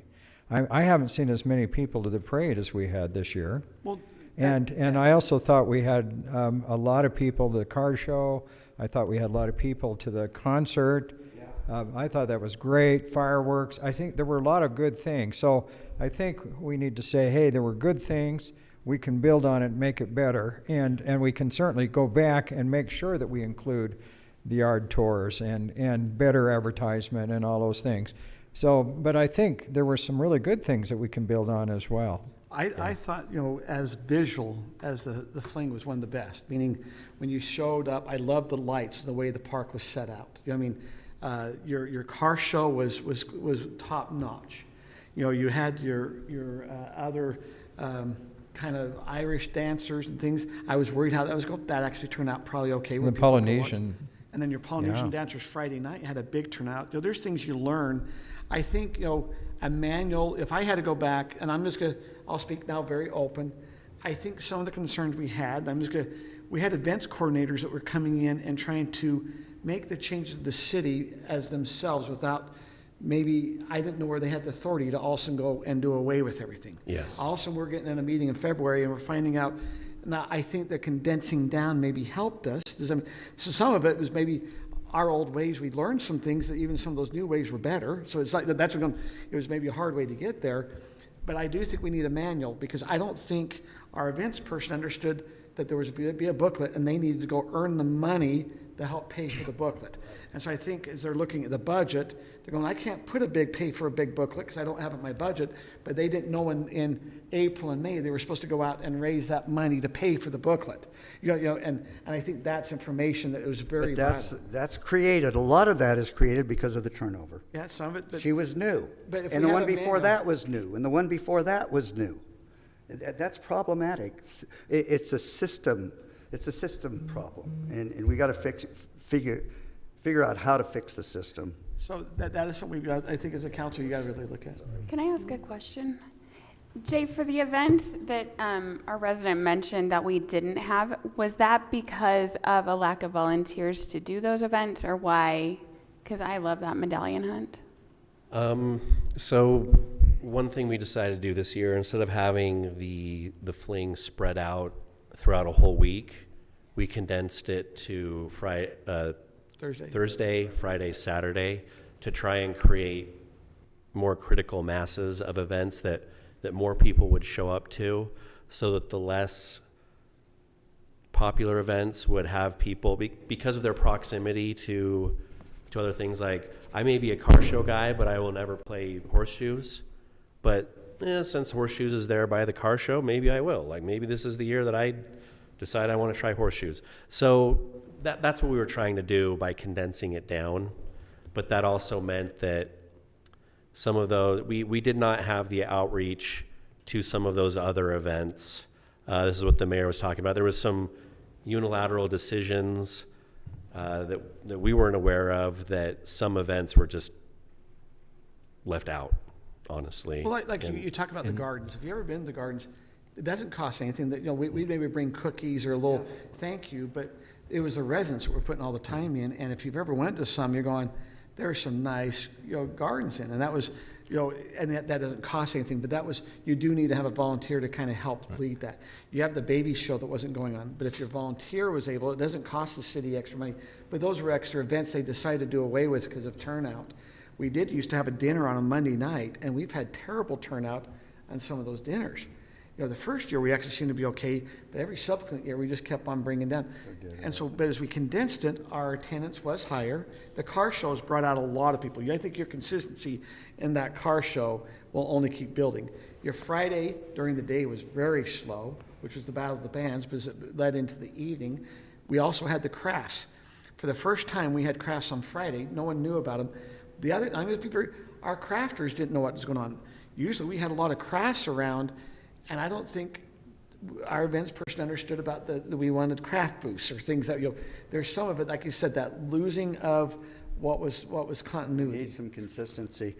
And the main thing, I think, in summary, at least for where I'm coming from, we have really dedicated fling committee members, really dedicated, and they weren't used. So that, to me, is key, that we bring that back. I hate meeting after meeting after meeting, but sometimes they're really important to help people feel like I'm being supported here with what I want to do, whatever that event is that we didn't do. So bringing back that committee and having regular meetings of that fling committee, I think, is going to be important. One way to get consistency is either by a communication of events person, or finding a person in the community that will kind of take it on, such as in Pleasant Grove. I think as you go talk to some of the other cities, they have a committee that actually each year they're functioning. And so it's not worrying about if the staff is changing. You have residents that are consistent. Like you look at our fling committees, they were the same the year or two before. Like you said, they're still, they're solid, but if you can get a head or two people, but if you can get one or two heads that lead it and let the, it just depends on how the staff and as a council, you guys do we want it to be staff led, or do you want to find, there'll be some in the community that would step up on that. That's right. And specifically with regard to the garden tours, one of the issues that we had with that this year is that our beautification committee has dwindled a little bit over time, and that's the group that has put on the garden tours. The committee chair basically retired, moved out of the city in between the two events. I do think that garden tours is something that we probably want to resume doing. It may be that it doesn't fit well with a condensed fling that's all in one location, and so it gets moved separate from the fling. But I do think that's an important thing, and it's something that a lot of people really enjoy. So that's a little more of the background of how that happened this year and my personal preference for what we might be able to do going forward. But I do think we need to tell everyone thank you. We had a lot of hands on deck as we started seeing, we didn't have the Miller, we didn't have some advertisement. We had a lot of hands that came on deck. Our youth council, your wife, everyone, the arts council. Kim's family. Kim's kids. Went out came and delivered a lot of. They did Ridgeview. Our excellent parade I'm just saying, director. we had a lot when we started seeing we were struggling with some advertising that they all jumped in. So they're out, like I said, but you don't want to have to do that every year. Well, so it makes sense if we just start early, and maybe you ought to talk about this in the retreat in January with the new council and just kind of make plans at that point. I agree.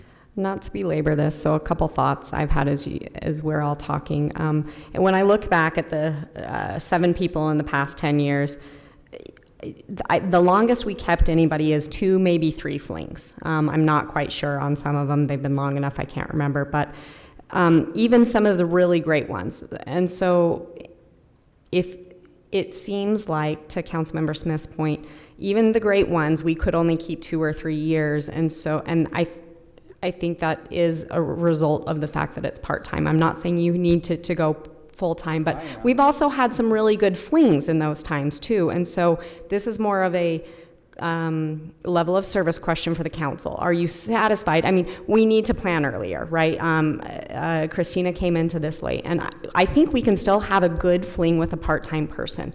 But if you want it to be better, there's cost, people cost, real cost to that, and you have to give more to that person to do, because right now it's not a full-time position, and so there would need to be some adjustment to that position. Isn't that right? No, not at this point. Well, we should.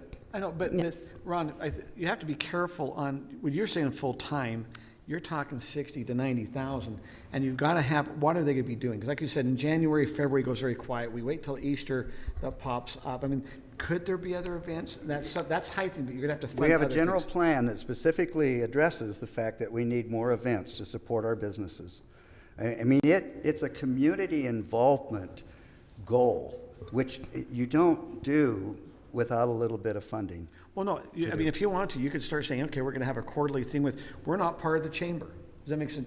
And if you want that person to help us getting some businesses to come in on a quarterly luncheon or things that kind of take on. We don't have a good senior program. We have our arts council that is trying to do a senior, and they have to turn away people because they're getting so many. I mean, yeah, you can. If we get the right person full-time, they could help us bring in a chamber. And Highland have its own chamber. I think there's so many goals we can achieve that we're not going to achieve if we keep nickel and diming this with part-time staff. I think on the flip side, we do need to recognize that some of our events coordinators, some of our good events coordinators, we would never have gotten if it was a full-time position. And I'm not arguing against going full-time. I'm just, we need to recognize that there is some set of potential employees that we're deciding we're cutting them out of and that's a fair game decision. Again, I'm not arguing one way or the other, just recognizing that. I'm just basing it on history. No, I mean, 10 people in 7 years is not acceptable. But I think we need to just have a good discussion about what's agree. best. It'll be a good, because I do think that is a good thing. Okay, are events people looking for full-time, and what's that events person look like versus a part-time events person? Yeah. Right. I just think we ought to have the discussion. Yeah. And can that events person, if we did do full-time, could they do communication? Could they do a lot of other things? Who knows? I mean, we just ought to have a discussion, I think. Okay. One last point back on budgeting and records.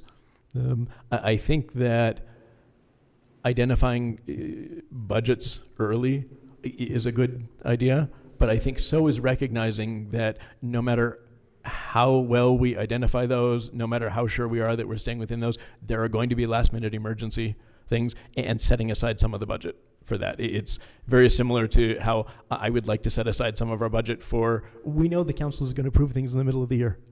let's just put that in our budget so we don't pretend like it's a surprise. The same sort of thing. That, So The question setting comes- aside a 20% contingency like we do with construction projects, you know.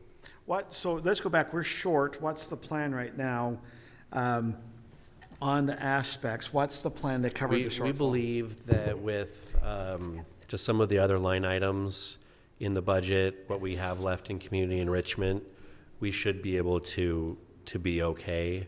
That's what we're hoping. We have a chunk of money that in the city beautification that wasn't used, that could go toward this. The civic events fund itself within the general fund should be whole. and that 4,400 or whatever the overage was isn't actually a full number, because the flyer that we were talking about putting out is essentially a fling That's true. expense. That is Could be a new expense. a fling expense. Which is always important because we made a commitment that we were going to be advertising these businesses. And I would root for, even if we find someplace else to pull that money, that we record that as a fling expense and record that we're using money from a different account for it, because I think it really truly is. We would not be doing that without the way the fling went. And actually, so in thinking about that, because they have events has three main budgets, right? Youth council, general community events, and fling. And so what you'll probably see then, I think that's an excellent point, Doug, and we should do that, right? You'll see a very over fling this year and maybe some underspending in those other two budgets to help it to balance overall. So anything else you want to cover on the fling before we move off this? Okay, let's now move on to our next one. We have a number 4D, which is an election update by Stephanie, and then we'll have also some other discussion. Stephanie, we've had some action on this election stuff going on. We have had some action this week, thank you. So the ballots are out. You should have received those. I think I received mine on Friday, and so I believe that if anyone got theirs earlier, that'd be great. I received mine on Friday. Your ballot drop box is now open, and we have had an issue this week with the instructions that were sent out with the ballots. I think that I explained that to you in an email. Are there any questions as to how that happened, why that happened? It was just confusing. It was very It's confusing. I didn't get concerned about it because I didn't read it carefully, and I sent mine in without. That's what I got concerned. So I sent mine in with the things. Now I'm wondering if the automatic reader is going to read my signature right with those four digits. That's also another. I did ask that question to the county directly because I was concerned about the same thing, and they said it wouldn't affect that. Oh, that's So- wonderful. So let's go So, through what the yeah. concern is. Yeah. Is in the primary, there was instructions and there was a spot on the ballot that you'd sign your name and you could put your last four of your social security or of your driver's license, correct? Correct, that was on the ballot envelope. So Yes. So that was in our primary that went out as we voted in that July, August time period. The same instructions was now included in this new ballot, but the new ballot did not have the areas for them to be able to add those extra numbers, the envelope, but yet they are stating that in the instructions, you need to add it. That is correct. So in the instructions, it does say, there's a warning actually on the back side that says that your ballot will not be counted unless you have included those four digits. That is incorrect. If you sign your ballot and put it in a ballot drop box and it's a valid signature, it will be counted. And if you put the last four digits behind your number or behind your signature, it's still going to be counted. They are only verifying signatures. They're not doing anything with those states, those four digits. Those four digits will be required next year, In Nick- 2026. 2026. In 2020, right. 2029.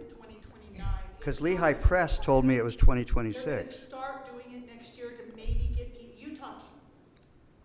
Liz, you Yes. better come. Yes, Liz, come on up, because I know you've been very involved. You have. You did a good job at KSL, by the way. So Salt Lake County, I compared Salt Lake County to Utah County's instructions, and Salt Lake County had it right. And they, when you're a teacher, you do directions by bullet points. You do this, number 1. You do this, number 2. You do this, number 3. So Salt Lake County put down correctly that HB 300, it's House Bill 300, is making it so you have to have, if you're going to mail in a ballot, you have to have the last 4 digits of your Social Security, the last 4 digits of your driver's license, or the state-issued ID card, which a lot of older people have since they don't drive anymore. You have to have one of those. If you have the ballot mailed, you have to request the ballot mailed to you by 2029, because we're going back. now this part of my, yes, Scott, we're going back more, to not mailing in ballots. right, yeah. we're going back more to showing up in person like on November 4th. That's the idea. It is not required next year. It was not required really even in the primary. Utah County just took it on themselves. Let's start now. I don't care what they did really, but they finally clarified it today on their website. Okay, So Stephanie, now a question I've been hearing. We keep saying mail-in ballot. Let's look. There's ballots that you can put a stamp. Do I have to put a stamp? Can I just put it in the mail? I mean, how does that, if I decide I want to put it physically in the U.S. Postal Service. You have to stamp it. I have to put a stamp. They won't pay for the stamp, correct? I do not know the answer to that. I did read something where it said, please save tax dollar monies and put a stamp on there. Exactly. It is, it But it's will an be optional, I covered think, isn't it? if it doesn't have a stamp. They'll still accept it, it'll get delivered, Yeah. but it costs, it costs, The county or the. right, and they're saying, Right. please put a stamp because it saves us Because we money. keep hearing mail it. Now, but if you're putting it in the ballot box, the instructions are, you still don't have to have your signature on the ballot box. We're talking about, we have a ballot box out here. You can put it in. It doesn't have to have those 4 numbers in the ballot box. Doesn't. It's not just the mailing. It's anything dealing with that ballot. It does not have to have those 4 numbers. It doesn't matter if it's mailed or Correct. dropped. That is correct. No 4 digits are required at all. It doesn't matter how you cast your ballot. I'm just The trying to make sure 4 it's clear digits if are not someone's- required. Does that make sense? That So is, that is correct. can I just interject something? So, one thing that was pretty emphatic on that I picked up is that those ballots all have to be in by 8 o'clock Yes. on Tuesday. So if you choose to mail it, you probably ought to mail it 2 or 3 days before, because the post office is not reliable. I mean, we That were is supposed to get correct. our ballots long before the 17th. I would say that Thursday, Yeah. as we're coming in a week from by this Thursday to be safe, so you have several days for that to get in. It's not based off a postmark, it's Right. based off of received. Right. Correct. And I if do you not- looked at the statistics, Yeah. it said that there were ballots that were received after the election day. They were not counted, they were not cured, so they were thrown out. Okay, So- now let's move past. And you really, I don't tell voters to put it in the postal service anymore. I want to make sure their ballot is counted, so I just tell them either bring it into the vote center or put it in a ballot drop They box. Those can't are the drop it up. two. You can't drop it up here at the front desk. No, that is not a secure ballot drop box. There's no place for I them just to wanna drop make- it. Now, on election day, share with us what will be going on here. What, if the residents don't want to mail it, they don't want to drop it off in the ballot box, what's the options? Right, so you have a couple of options. I talked to the county about this today. So you can actually bring in your ballot that was mailed to you, and you can drop it in a ballot drop box here. Inside our. Inside or outside, those The are day the of the two. election. On the day of the election, okay? Or you can come in, you can show them your ID, and they will actually print you a ballot here. And then you can vote here and vote more typical in-person type voting situation. So those are going to be the 2 options. There is no fast cast voting. Those are the only 2 options you have. But if you want a mail ballot in the next 4 years, you have to request it. There's Correct. a way that you can request that. It's like getting the old absentee ballots. What was that, It's Dr. Yes, like getting an yes, absentee just like ballot that. in the Okay, back. now, Yeah. Stephanie, so let's assume someone puts in their ballot, and I'm just, and they put it in the drop box tonight. Yes. And then also during the week, they said, I want to vote differently. Mm-hmm. Do they then have to come in, and would they do it live here where they vote it different, and would that, and do they, won't count both? Does one cancel one out? Or is this something we shouldn't be talking about because they can't do it? They can't do it. I actually asked the county this question today as well, because I was concerned that maybe someone would try to vote both with their mailed ballot as well as coming in and trying to get a printed ballot. So that scenario that you proposed, let's say that someone did vote with their mailed ballot, put it in the ballot drop box out there, and then changed their mind, okay? That ballot that's received first is going to be their ballot, because that voter will receive a credit. Each voter gets a voting credit. And once they've used that credit, they are no longer able to use, they don't get any additional credits. So whichever ballot they're receiving first is the one they get. This is just my personal thought, but if they do come in and try to vote again, I think there should be a fine assessed to that. That should not happen. And they're checking that. When they come in, if they can see that they've already received a ballot for that person, then they won't be able to vote again. They probably won't print. And so Right. it's unfortunate that we're having some confusion amongst election, because it's all about that integrity, about the trust of the elections, and it's unfortunate. What happened this year doesn't help that trust. No, I Right, understand. it's unfortunate that happened. We're hoping to get the message out that please, I think Aaron coined the phrase, just sign and you'll be fine. Now can we move on? So- Let's have a little bit of fun discussion. While we're talking about ballot drop boxes, one additional reminder that now that the ballot drop box is active, that activates that 250 feet. Yeah, it's requirement, 150 or feet. whatever it yes. is. 150-foot radius from our City Hall building, as well as the ballot drop box. So in your candidate declaration packet that I gave you, there's a map that shows you where that's going to be.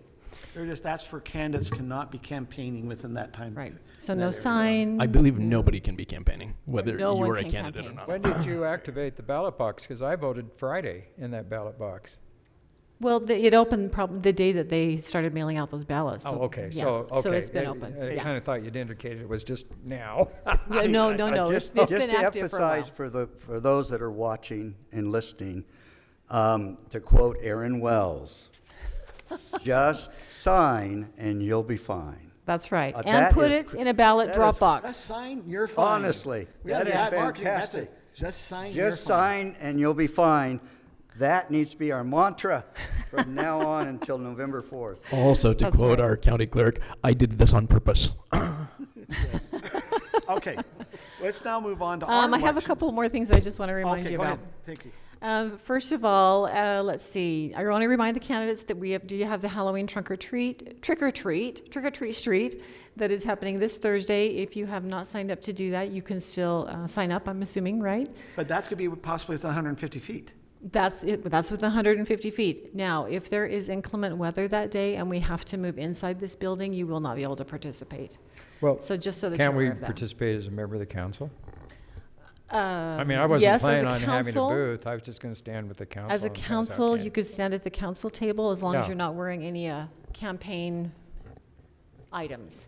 Now, So, And I think they I generally appreciate position that, and I the want to honor tables that, back but 150 we have feet. our debate night, or our question and answer, and we had a booth out here that's in the city property. So what's the difference? the ballots had not been released yet. Got it. Very good. That's why. As we look at Thursday with our trick or treat, Yeah. our weather seems okay. But my question is, I thought with 150 feet of the ballot box, do we just need to make sure our candidates, if they are there, they can't be within 150 feet of that, correct? That's right. They're going to be They schedule them toward the back. on If the they're north campaigning. side, on If the you're north camping- 40. Scott, if you're with the council, or Ron, if you're there at the I'm just council, gonna but you don't stand have with the your council. signs. I'm kind of No. tapped Let- out. If they have anyway. a shirt, Rob, that says vote for, No. they can't, you can, so you No. can't come campaigning. You can be No. a council member, you can't. You could have a name tag that says council member so-and-so if you would like, but that's Yeah. it. Okay. So Brittany can't dress looking like me, or I can't dress looking like Ron. Brittany can always dress looking like you. As long as Brittany doesn't have a vote for Scott Smith sign. Okay, so now let's move on a little bit of our elections. We talk specific uniqueness here in Highland, and we've asked Rob, and he's passed out a paper. So we have an election that we are going to be having a mayor that will be, is the only one on the ballot that will be getting elected. And as that go ahead. Did you want to? So we will, because we had no write-in candidates for the mayoral race, Brittany Bills will be our mayor next year. That means we will have an appointment to make. We'll have a vacant council seat, and that will need to be appointed. As I think everyone here will remember from 2 years ago, we had a fun time doing that twice in a row. prior to those appointments, we adopted a resolution that outlined the process that we would follow, or the council would follow, in doing the interviewing and the appointment process.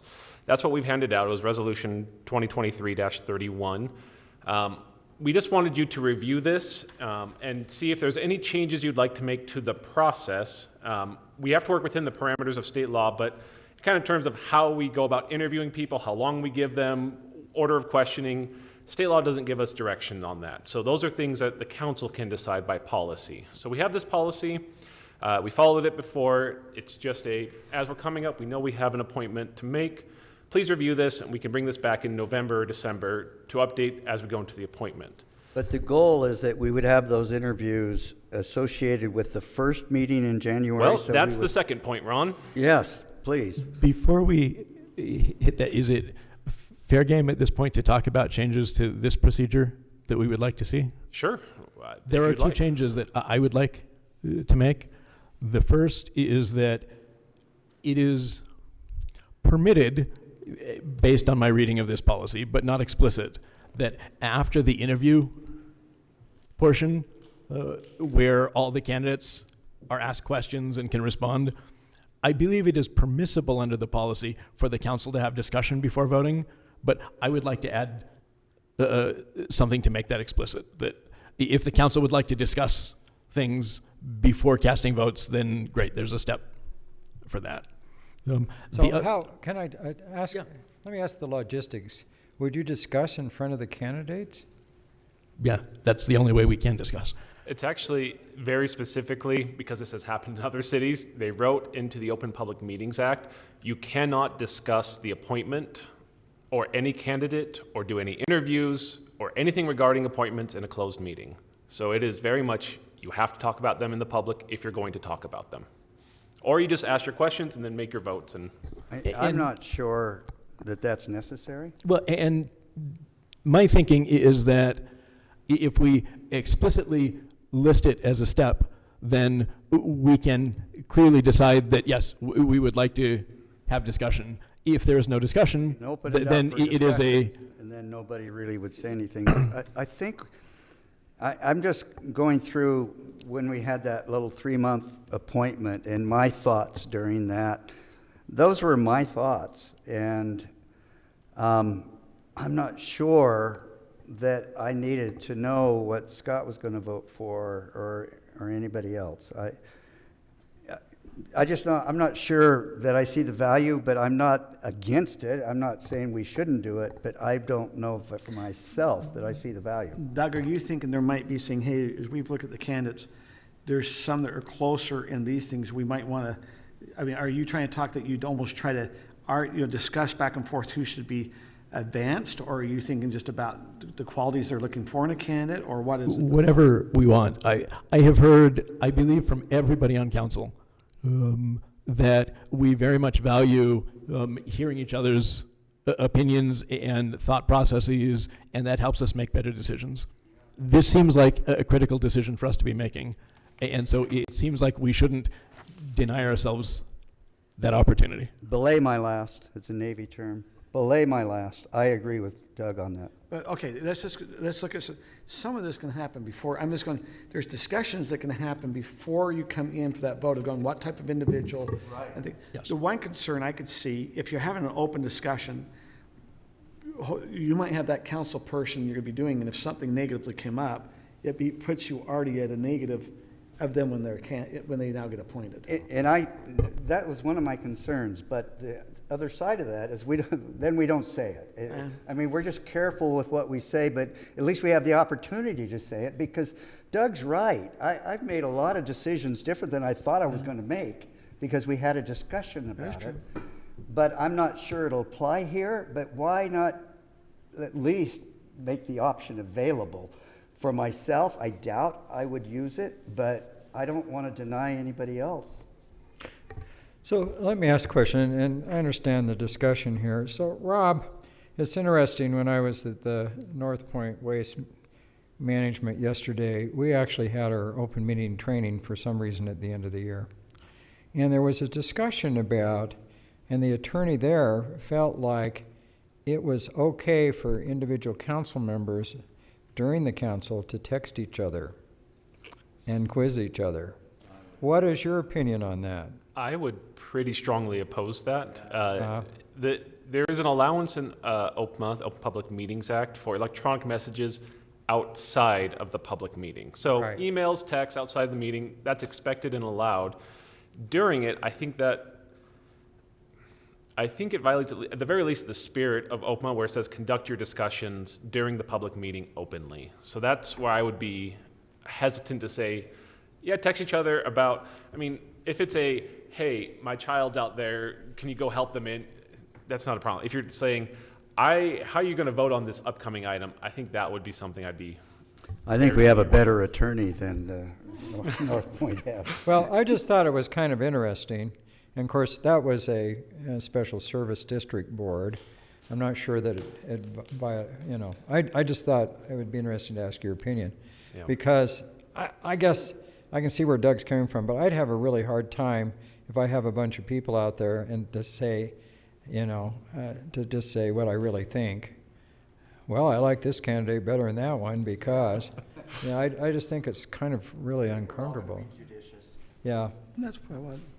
Okay. Doug, did What you was your have next another one? Yeah, the other thing which I suspect is going to be controversial for very similar reasons is that there are, I believe there are 3 rounds of voting essentially in our current policy. The first one is everybody can nominate candidates. That's done by writing names on paper, sending them to the, I think that is a good way of doing that.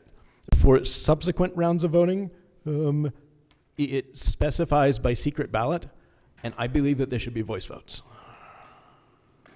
Once again, open, what you're saying, instead of being a secret and we open it up, you're saying we do a vote. Now, would you do it electronically or would you do a voice? Electronic or voice, either way is, I would just make it an open vote. That, to me, this is a significant decision that we are making. I believe in openness and transparency in government. I believe that the 2 key arguments against making it open are, one, that it is going to be very uncomfortable for council members, and I don't believe that we should limit transparency because something is uncomfortable for council members. And 2, that we are potentially then appointing somebody who knows that there were council members who voted against their appointment. And more to the point, knows who those council members are. And my argument against that is let's just agree to appoint adults.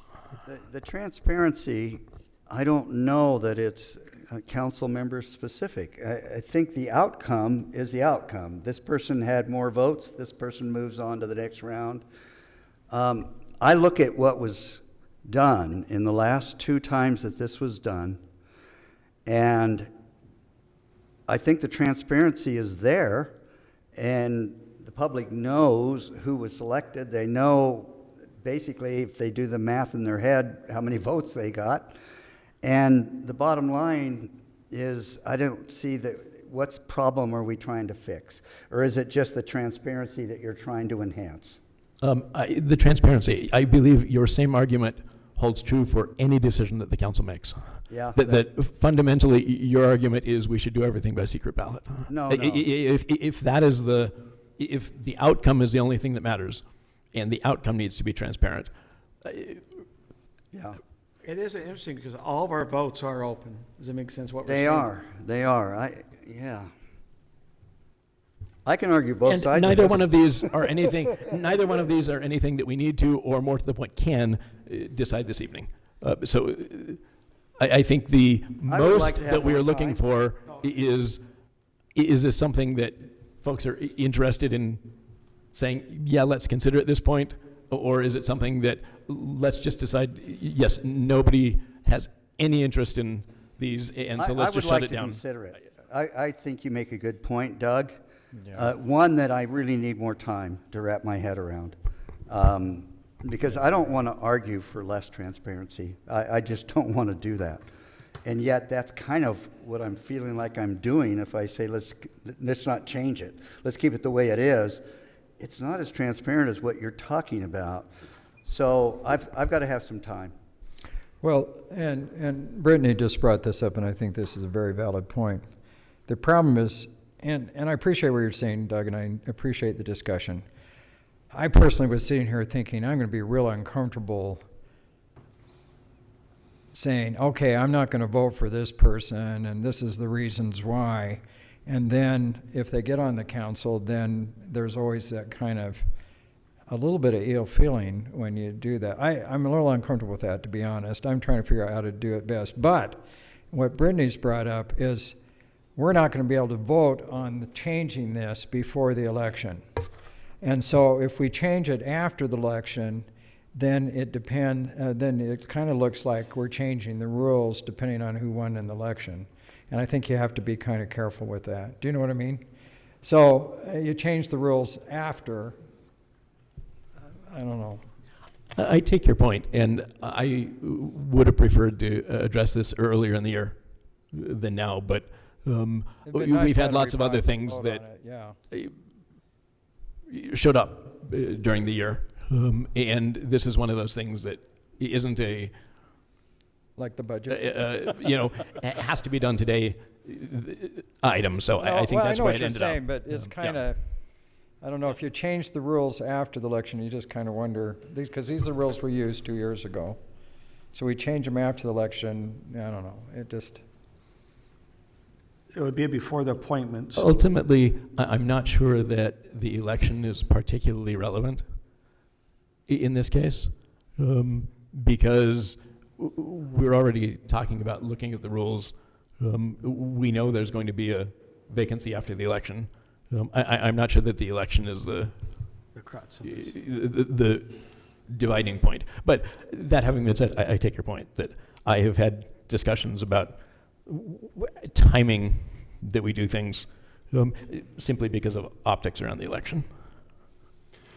So now that, anyway, and this is something, if the council feels strong, this would probably need to be up in that November time period, because we now need to talk a little bit about timing. Correct. And let me kind of, I'm going to preface a little bit why there needs to be a discussion. Let's look, as you brought up about timing, and I won't, there's timing of, once we get a new council person, whoever it is that gets elected in November, they could, if they're new, they could be going through some training. And then as you then go appoint a new person, then you're going to have to be doing another training whenever that training happens. There could be some ideal about training both at the same time, whoever's appointed. Now, the other aspect, let's look at your timing, and this is to be up to the council. If you do the appointment in January, traditionally the first meeting in January is the swearing in. Well, you wouldn't have that vote yet when you swore in the new council members. That's right. Then you get into that third week of January, and that would probably be when your appointment is. That means that new council person is probably not on board until February. Yeah. Now, everything can change, timing can change, but we've started having a work session in January to start planning the year. Most people come in the year wanting to get going. And so now you have, okay, you're probably going to have to hold off any budget retreats or anything until that person's in, because there's no reason to have it because you have a new person. Wow.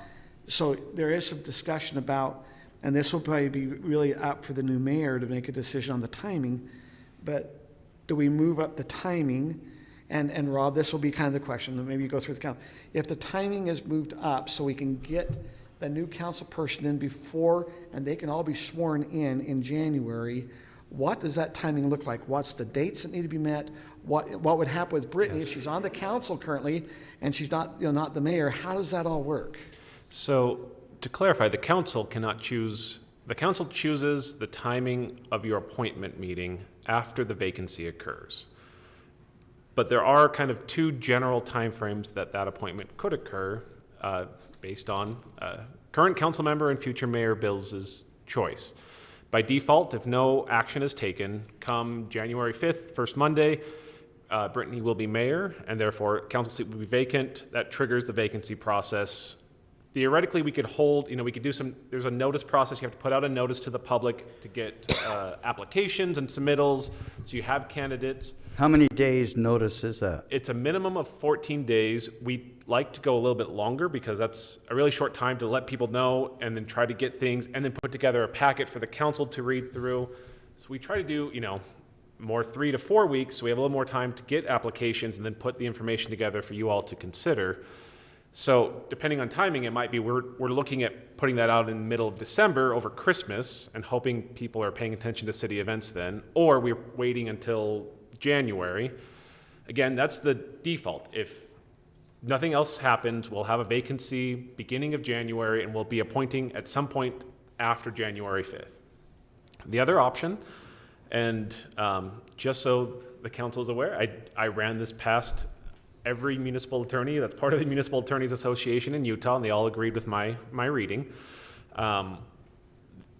Councilmember Bills could resign from office early, and that would trigger a vacancy process. There's a little bit of difference in the voting. If a council member resigns, they can still vote on their appointment, the replacement appointment. However, if the council member becomes a mayor, once they are mayor, they only vote to break a tie, as any mayor would. So there is a timing process. We've kind of looked through it, some rough timing. We could potentially put out a notice, say middle of November, and then have an appointment meeting after our meetings in December. And then we have a new appointed council member, early, mid-December, so they can start getting the training and run up to the next year's council. Ultimately, again, this is not a decision that staff or even the council can make. It's mostly a decision that Councilmember Bills will make, and then we will follow the timing process accordingly. So I'm just going to now reiterate what I just heard, is that we need to give a 14-day notice whenever the timing is. If Councilmember Bills decides that, let's just assume it is November 15th, they're currently a council member. Could they say, hey, I'm going to resign as, I think our first, after the first meeting in December, so they participate as a council member. But after that meeting, they're no longer a council member. But because it's an appointment that they're not the mayor yet, they can participate in what we just talked about as the process of choosing a new council, because they're not sitting as the mayor, but they are also sitting as a council member in that choice, correct? And could we call a special meeting in December to do that? Yes. Because I just think, keeping in mind too, we got 4 candidates for city council, 2 spots, and 2 of the people that don't get in may choose to run for the appointment, and so. And you might have others if they know that's. Well, there'll be others, of course. But. Yes. So we timing-wise say it. The statute, state law says vacancy occurs either in a lot of different ways, but the main one is the effective date of a letter of resignation. So Councilmember Bills could provide a letter, nice and early for us all to plan around, but says, I will be vacating my office as council member on December 3rd or December 11th at 8 a.m. And so still acts as council member up until that time. And then after that, we could hold a special meeting to have the appointment interviews, and Councilmember Bills could then participate as a council member in voting on the replacement and interviewing as well. Even though that meeting is after her resignation date? There's a specific code provision that says basically a council member that vacates their office can participate in the interviewing. They're anticipating this They happening. Anticipate that someone will leave and they want to pick their replacement. And So since really it specifically says you can't fill the vacancy until the vacancy happens, then that's the only option. Is yeah. So if we had a notice, say mid-November, we would put out the kind of please send in applications, and then we could put out the packet towards the beginning of December, then hold a special meeting, early mid-December, and then we'd have a decision. When would you swear in that new council member? Would they wait until January to be sworn in, or would you swear them in that night of the vote? We could swear them in that night. It might be nice to have them participate with the other council members. At the 1st of January, why wouldn't So then you? everyone's just Together. moving together as if they were all elected as and one. ultimately, it doesn't matter, because once they're appointed, they're eligible to vote. They're a member of the council, regardless of whether they've been sworn in. Yes. Right? And so I think just for feeling purposes, it's nice to have all of the council be Formality. together But ultimately, that's not my call. So that will come, so what will trigger is Councilmember Bills deciding, I'm going to resign on such and such date. If she doesn't resign, it automatically happens on January the 5th. Correct. That's the last day I'm the mayor. It's the first day that she becomes in as the mayor on January the 5th. However, if she's the mayor, once again, we got to go give a 14-day notice. So even from the 5th, we're now to the 19th. Does that make sense?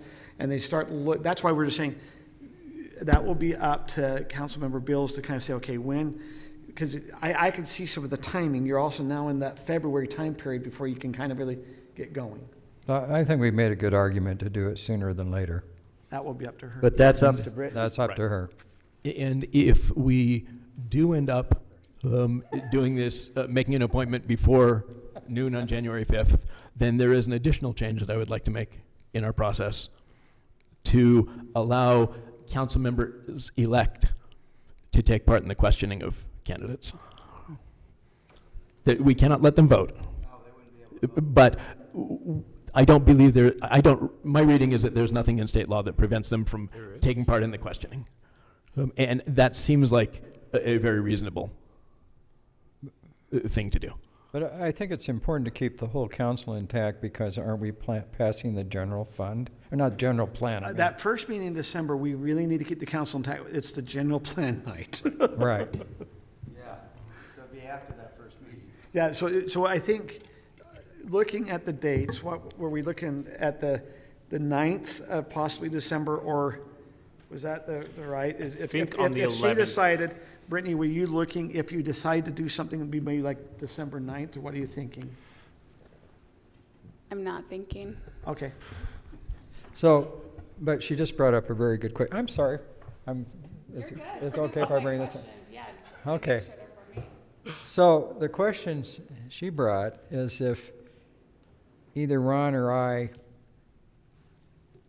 don't get reelected, but we're still on the council at that time, but we decide to go for the appointment, would this set it up so we could vote for ourselves? No, you are specifically precluded from voting for yourself. But no, that's a great question. You don't have to recuse, but you are specifically precluded from voting for yourself in an So appointment. let's have it so that's not an option, Scott. So you could run, and it's just when it came time to make the votes, however those are going to be made, you could not vote for yourself for that appointment.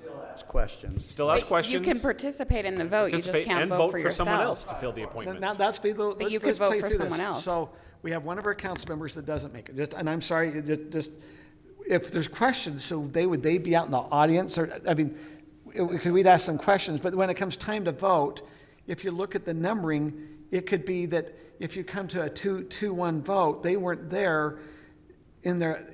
It kind of becomes. If I'm out there, I'm not voting for anybody else. But that's the problem. They have to cast a vote Yes. to get the. Oh, this is confusing. They could, I believe that although state law does not require somebody in that situation to recuse themselves from voting, I also believe it does not preclude them from recusing themselves from voting. I would not want to. Okay, so now we're getting to the that. nitty-gritty. It doesn't say we can't vote for ourselves. It does. It does It say- specifically, explicitly says you cannot vote for yourself. Yes. Okay, now let's go through. Well, the so last- this is a mess. Yeah. Yes. It's the appointment process is it's never as easy as it might seem. It's always Right. kind of a little bit of a Are we messy still coming situation. down the coin flip? If it's a tie, it's still a coin flip? The way we have interpreted it is if it comes down to a tie, the mayor votes. Okay, And but then we if a did- tie remains, we do a coin flip. So this will often happen if, say, we have we'll have 4 council members voting, or 5. Say one is absent, we could have 1, 1, 1, and 1. You know, one person voted, 4 different candidates got 1 vote each. We'd ask the mayor to vote. Now we have someone who got 2 votes, and then we have a 3-way tie for second place that we have to break through coin tosses to get to a second candidate. So then you vote between 2 at the end.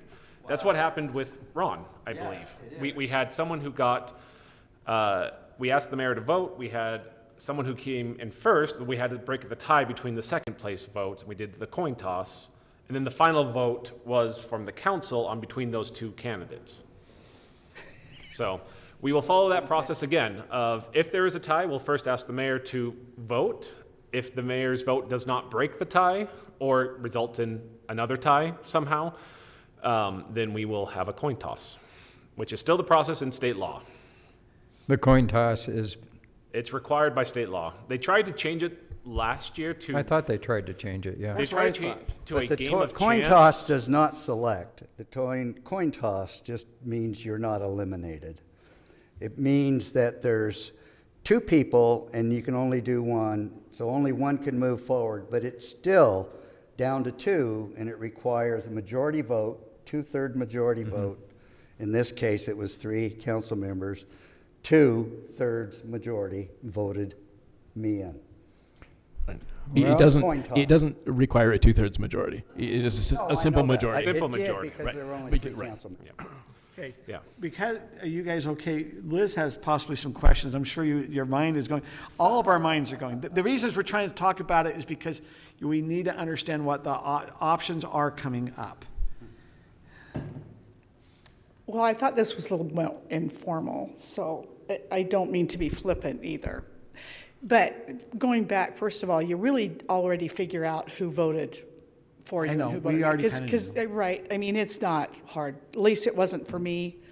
You beat me by 1, you beat me by 308 as a write-in. But, you know, and I can't say this without bias or prejudice, because it is. But technically, the third runner-up should really get that council seat. That will be up to the council. I appreciate your input on it. And so with that, now I'll actually address my personal opinion on that. So let's assume you have some closeness on this election. We don't have to choose who's in an election. That's what, however, they do go through an election and you're going, okay, that might be a good indication of the people and their willingness. However, if you have someone that's a distant third or a distant fourth, you could also look at the other way, that the residents didn't want them as a council member. You have to kind of look at that signaling of, yeah, if they're close, I can see, that will be up to the council. That will be your reasoning and how you come to that. But I can see, I can argue both ways. That's the thing. I'm going, I'll argue that the person that came in here should be going, but if they're distant, is that the resident saying don't elect them? Or if they're close, is that the resident saying? I think Council, that that's argument your makes decision. sense, but we're not locked into that argument. No. But it does make sense. Before you smile too broadly about how it's all of your decision, depending on the timing, it might be yours as well. But Doug, I'm trying to be careful that I don't want to try to say, let's do it this so I can participate or not participate. I'm going to miss the council. So, It really is up to Brittany. it is. Well, Mayor, maybe you should throw your hat in the ring. That might be a decision that has to come too. I'm not. Yeah, I- doesn't take as much work as being mayor. Yeah, I understand, but well, that will be a peripheral decision, so. Okay, with that, we also now have on our agenda also about some community, is there anything else election-wise? I think we've had a thorough discussion. Very thorough. Mayor, I have one more thing that I want Okay, to. here we go. Let's see what you can do. From over here in the corner, I just wanted to remind the candidates that you do have another campaign finance disclosure that is due next Tuesday by 5 p.m. So if you're Now, on Right. that, that's just from the last disclosure to this disclosure. Right. Correct. Just like the other one was from the previous one Yeah. to that is date. correct. So this is Yes. from October 2nd to October 28th, basically. 20. Basically. Well, it's Yes, the about that, 7th yeah. to 28th, but it's everything up to the 2nd. And so so I'll have to go back and look at the sheet. Yeah, I sent thought you it an was email the other 7th on day. the other, but it said the 2nd on one of the documents. That's correct. The email that I sent you on Monday has all the details on there. So- Okay, because I did mine all the way to October 7th. I did receive money on the 7th, and I included that. But that should be actually included in this next one. It's just, there's Yeah. That's correct, Yeah. yes. Okay. as long as you, If you have questions, feel free to call me and we'll talk offline. Thank you. Okay, thank you. We'll now move on to item, thank you for coming. Thank you. We'll now move on to item number 4E, which is community update, or community development update. A couple of things. The first one is more just our general plan draft has been live for a bit. We are getting planning commission reviews. We are hoping that next week we will have the planning commission hold a public hearing and make a recommendation to the council on a final draft of the general plan, which then of course will come to you and then you can do whatever you'd like with it.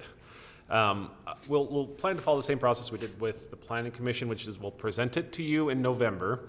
You can go read it right now, but we'll give it to you as soon as we can. But the thought is in November, we'll kind of do a brief overview of what the Planning Commission recommended, give you some time to make any additional comments, changes to staff so that we can incorporate or be ready to discuss. And then on December 2nd, hopefully be ready to make a final approval on the document. So what sort of public hearings will we have?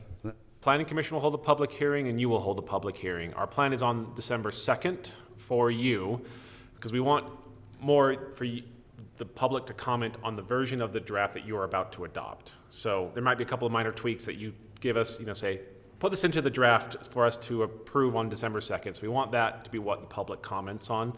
I mean, public comments are now available. We would welcome anyone to email me, Planning Commission, City Council, get those thoughts into us. We haven't had anyone yet. But Planning Commission will hold a public hearing next week on Tuesday. So the final vote for our part of it is what date? December 2nd. December 2nd. That's going to come quicker than we think. It will come very quick, especially with the Thanksgiving holiday in the middle. Absolutely right. And a lack of meetings between now and then. So I would recommend, it's live now. There will be some changes from the Planning Commission from what's shown, but it's about 150 pages of just the general plan. Now it's not as dense as the last one. Like, it's not pages of text. I think they've done a good job of making it readable, but there's still a lot of information in there. And I don't want to get into the weeds on this too deep, but I do want to get in the weeds just a little. And that has to do with our web version of it. When I go to Pleasant Grove, which this same group did, I can't read their maps. And they're blaming the city, but I just want to make sure that we've got to do it better than what this group provided for Pleasant Grove and what Pleasant Grove is able to publish on their website. It's not readable. You cannot open it up enough to read street names, et cetera, et cetera. Are we going to be able to publish a document that the residents can get into and get into the weeds, if you will, and really get the details out of those maps? Because the maps ultimately are the important, the zoning maps in particular. I think so. I mean, I would invite you to go look on what's on the website right now and see if you can read it. And if that you can't, let us know. We'll get it done. I mean, what's on there is kind of the version or the kind of presentation that we anticipate the final draft to be in. So if you have a hard time reading the maps or any of the text or anything now, let us know, because I want to make sure it's fixed and legible for, this is going to be the general plan for years to come. We want to get it right. We'll see. The other topic, it seems to have come up from residents and other interested parties, the 11200 church property and park. Just to reiterate, I had a preliminary conversation with MNG back in, I want to say, April or May, where that's where I first heard, hey, the church may sell us some property. What would be the process for us to include that in our, development? And I said, well, that would be a pretty big change because you'd have to go through a rezone. You also have a development agreement that went through the council that you just amended 2 years ago. You'd have to amend all of that, and it would be a pretty lengthy process. So if that's something you're considering, you should probably start now so we can start working through plans and getting ideas before the Planning Commission and Council. And that is the last I heard of it. I know there's been other discussions among residents. As city staff, we have not heard anything formal. There's been no application made. There's nothing there from the city perspective. And there's been some concerns about what if the church just sells it? Like, what happens to the property rights? So, as you all know, we go through subdivision processes, and this is kind of the best analogy I have. And our subdivision process is fairly long because we do a lot of review of it. We want to make sure the infrastructure is in place. We want to make sure the lots are all correctly sized, that they have the frontage they need. There's a lot of things that we do in that review. There are places in Highland, if you look on parcel map, you'll find a random parcel in the middle of a block that has, or was once part of a different lot, that someone just wrote a deed, took it down to the county and recorded it. They said, great, I've now subdivided my lot, and I've had someone come in and say, I want to pull the building permit on this lot. And I said, that was an illegal subdivision, you cannot build on it. And they sometimes get a little upset by that. I said, that's not the city's problem, unfortunately. We will only permit building and development when we have reviewed and approved any kind of property transaction like that. So with that property, it's possible the church could sell it by writing a meets and bounds deed that just says, we are selling the bottom third, which is, a very long legal description. They go and record it, and suddenly it'll show up on the county parcel map. They can do that. It would be an illegal subdivision, but they could do it. If MNG then tried to come into the city and say, great, and now we're going to put these buildings here, I'll say, absolutely you're not. You don't have the zone for it, you don't have a site plan for it, you don't have public frontage on a street for it, you have no accommodation from the council on it. There is no way for them to just develop the property without talking to the city. So now you may decide, if they come in with an application, a presentation, that maybe they're presenting something that is valuable to Highland. That'll be your call to make if they come and make that application, or a future council, however it works out. But as it is right now, we've seen no application, there's no approval, and nothing they do privately can force the city to give them any kind of zoning or development entitlement. So just wanted to clarify. Can that. I ask a Please. So you weren't suggesting that the church would do something illegal? Strictly as a hypothetical, I believe. Strictly as a hypothetical, it is possible. But it's a possibility. It's a possibility. I always Okay. just joke because it is. But when we what try to they're doing record is not something with the illegal, they're county, just selling the property. when we try to record something with the county, and Stephanie can you know attest I'm this, just teasing. but it is a hard process for us to record So things. let me ask this, Rob. So let's assume the Church of Jesus Christ of Latter-day Saints sells a parcel to M&G. Yes. That the Church of Jesus Christ of Latter-day Saints could say, okay, you're a neighboring property owner, you can adjoin it to your property. They're not giving any development rights to it. They're not saying, they're just saying selling you're the buying property. a parcel that's next to your parcel. And what you're saying, but we haven't granted any building aspects Correct. on that parcel. They might have increased their parcel land, but it doesn't have any development. No. Now, if they're an R140, this is a question that came up, I think, at your camp debate. Let's assume they come and say, hey, I've got 2 acres or 2.3, and I want to do 2 or 3 homes. What I just heard you saying, going, that's not an option.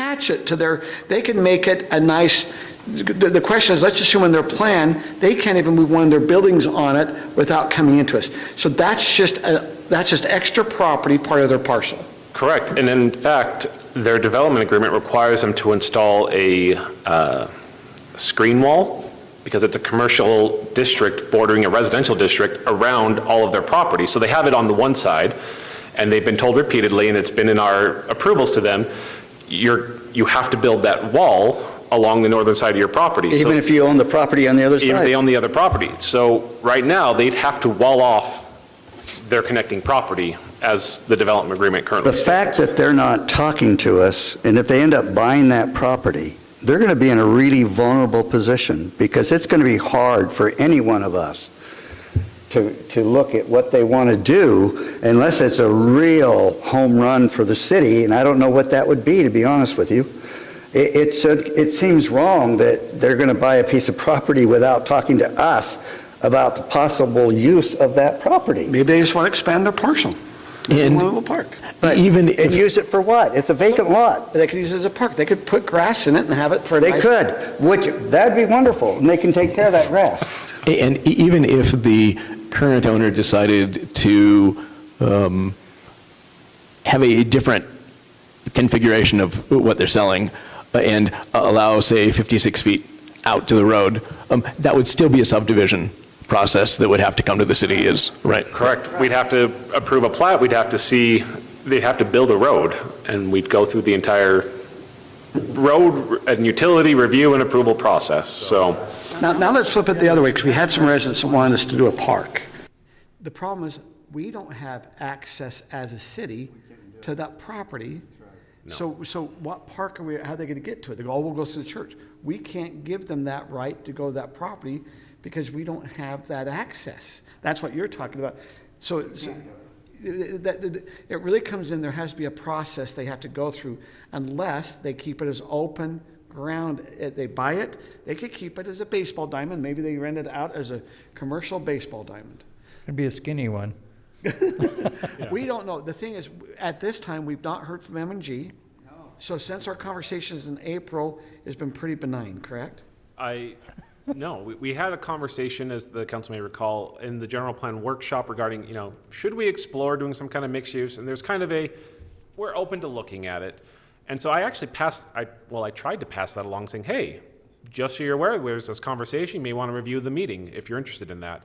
And I got no response to that, which it's odd to not have a developer respond when you say, you might be able to get some kind of zoning. But there was no response. And that was, I think, in June. So I have not heard from them since April or May, whenever I had my first If contact. M&G is watching, please talk to us, and if not, buyer beware. Now let me ask you, Rob, they're in the middle of building, so they have to be communicating with our building department in some ways. They are. So what are communications we get in that way versus we're not hearing anything about this extra parcel, but they're moving forward with their plans as what's approved, correct? Correct, but M&G is a larger developer, so we're dealing with, they have someone who's over the building site, and then they have a general contractor who's the one scheduling, inspections and communicating with us on that point. They have an engineering group who they wanted to, can we shift our crosswalk slightly? So they'll talk to us about that, but I'm not talking to leadership, and our building department isn't talking to anyone who has any kind of decision-making authority over, development ideas. Just, who do we talk to fix a building issue? That's our contact with them. Now, here's the question. So where M&G's at, where the buildings are at, on the parcel maps, it calls Highland Mains Partners. And that address is the Highland Mains address. But if you go to the parcels that's closer to the church, that is showing a different ownership groups. And so we don't know if they've sold them. I guess one has M&G that's actually close to the one, but there's a different ownership group. So that's divided? CZK Investco, which is close to that. Do we know if that's the same ownership group? I don't, and that was one of the points I raised back when I first talked with them, is it looks like we approved a plat amendment and subdivision for this property a long time ago, and it looks like they've sold off their commercial lots or given them to subsidiaries. I don't know what the relationship is, and I said, well, if you're going to amend your development agreement, you're going to have to get all these property owners back on board with changing all of that. So it's something they would have to figure out. I don't know, Highland Mains Partners versus M&G Highland versus CZK Investco. I don't know what the relationship is between all of them. And see, one has an address here in Highland, one now has an address in Payson. So we don't know who the ownership is. That's part of the fun of the Rama. Anything else on development-wise we need to? I do not have anything else. Okay, with that, as we see we're at the end of the meeting, we do not have anything in closed session, correct, Rob? We didn't need to go to? I thought we had litigation. Did you have a follow-up, Mayor, for us on litigation? I did not hear back from an attorney. So then, no, we don't have a reason. So, can I ask a quick question? Because we're kind of in discussion. There's something that's not on the agenda, but I just had a quick question. So, during discussions this year, when we were talking about Lone Peak safety budget, on several occasions, there was the comment made that Lone Peak Safety is taking approximately 74% of the general fund budget. But in the citizens budget, which Dave published this summer, if you add up police and fire, it's 45% of the general fund budget. Is that correct? That's what the citizens budget shows, because it's like 70 number is how much it's taking of our property and sales tax, not of our entire budget, right? But it's how much that's general fund. But you honed it down to property and sales, and there are other things that come into the general fund. Yes, other revenue sources. I was sources. just trying to understand that. Okay. Good question. Okay, with that, maybe we should look at also some dates coming up, just to make sure everyone is aware of what we have coming up. This Thursday, we have Trick or Treat Street starting at 5 p.m. So that'd be this Thursday. Is everyone going to be able to make that opportunity there. How late does it go? Because I'm going to be coming out of Salt Lake. It'll be from 5 to 7. 5 to 7? Okay, I'll try to get there. Can I just encourage that we continue to use the term trick or treat street? Because I've seen trick or treat on Main on some communications. I don't want to confuse everybody because it confuses me. Yeah, it was trick or treat on Main, I think. Okay, from trick or treat on Christina. Main is Alpine. Well, this is from Christina talking about ours. So, Okay, the other thing is, are we a street? well, it is. Yeah. Anyway, okay, trick or treat street. Okay, now as we come in, so is everyone else, it sounds like Scott, you might have some conflict. Well, with it. I'm going to be there, but I may not be there right at 5. Okay. Okay. I- But I'll I- come participate in the Well, city council booth, yeah. If we can be there a little early, I already have all the candy put together. I don't know if I have such a large group, when we do it in conjoining, when Alpine does their trick or treat Main Street, I think we get a bounce effect. I don't know, theirs is going to be on Monday night, ours is a Thursday night. Now, as we go in on Planning Commission on the 28th, the Planning Commission will be discussing and giving their comments on the general plan, correct? And then they will be voting on the general plan. So that's what the hope is. Okay, with that, also the 28th, we are anticipating that Alpine will have a discussion concerning the Lone Peak Public Safety District. That leads into our next, as we see that on October 30th, we have a Lone Peak District meeting at 7:30 a.m. where we are anticipating meeting with Alpine to discuss specifically the funding formulas and things that way. Depending on how it comes out, we should know coming out of that meeting the 28th, on the 29th, if we need to have a potential meeting on October 30th as a council. And so just be aware that that is a potential meeting that will be happening at 6 p.m. And the purpose of that meeting would be? discussing the Lone Peak funding. Based on discussing their decision. some of their and how it decision, affects but if us. their decision, how it affects Highland City. And the thing is if we have to pass any resolutions or agreement, we're just getting towards the end of the year. By the time our council meetings and Alpine's council meetings, the reason we're doing the 30th is so we can get ahead of those meetings to start getting drafts or resolutions done. Is that correct, Rob? Am I communicating that correct? And when you say funding, you're talking about the funding allocation formula rather than us approving specific funding. Since we have Lone Peak there, it was an interesting conversation that Rob and Aaron and myself had. When Lone Peak was put together back in 95, 96, the funding mechanism was property tax. They did it off property values, off what it was. Property, isn't that funny? And we appeared that it changed in 2011. Scott, were you aware of this? Scott, in 2011, our funding changed in 2011 for Lone Peak based off of property tax to a formula system. Mm-hmm. Were you aware of that? Were you in the, that's when you, I'm saying. No, I don't remember. And some of that was because we had Cedar Hills that kind of joined and some things that way, they changed the Trying formula. to be good. Well, no, but we were saying, okay, you've got a third entity, it's a little different. And then as we see now some conflicts, we can see as we're going back, we don't have a third entity there. It was just interesting as our history going, they were doing it all on property tax? Yes. Anyway, that's still our proposal that we'll. Not a bad idea.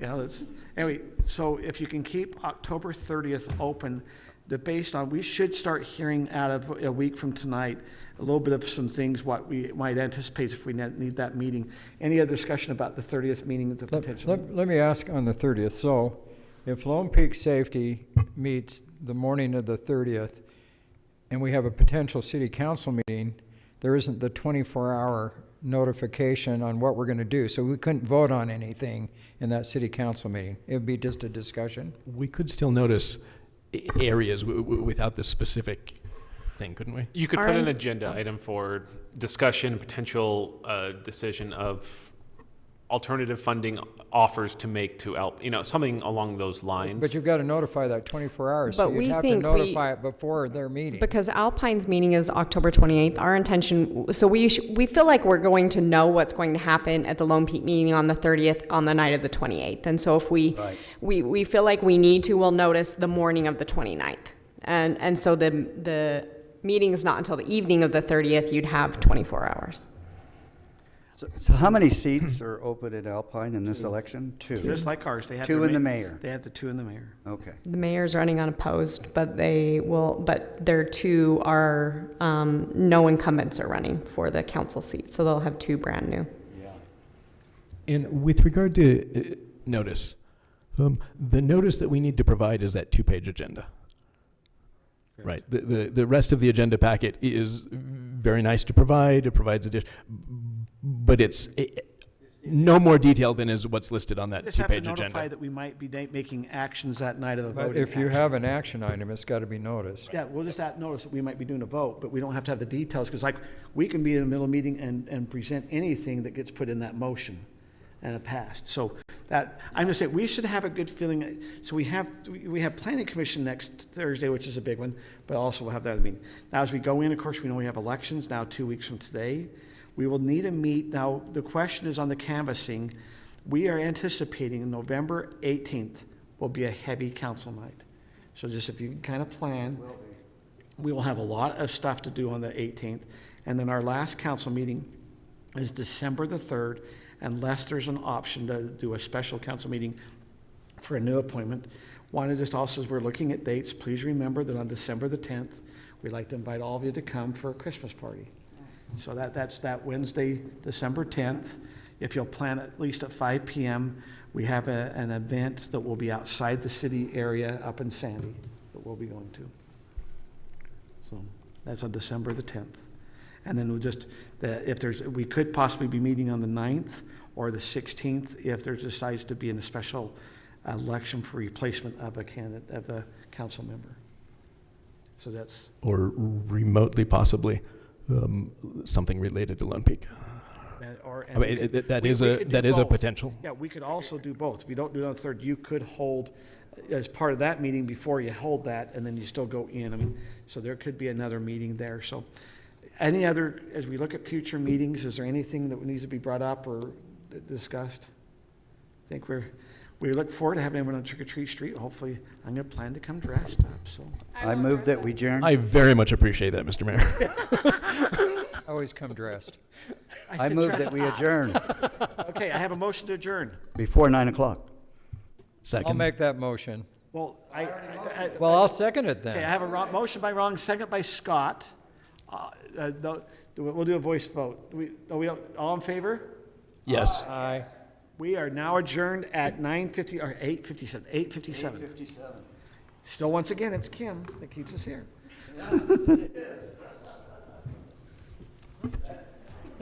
So I'm not opposed to the things you brought up. I just think it's going to be kind of awkward.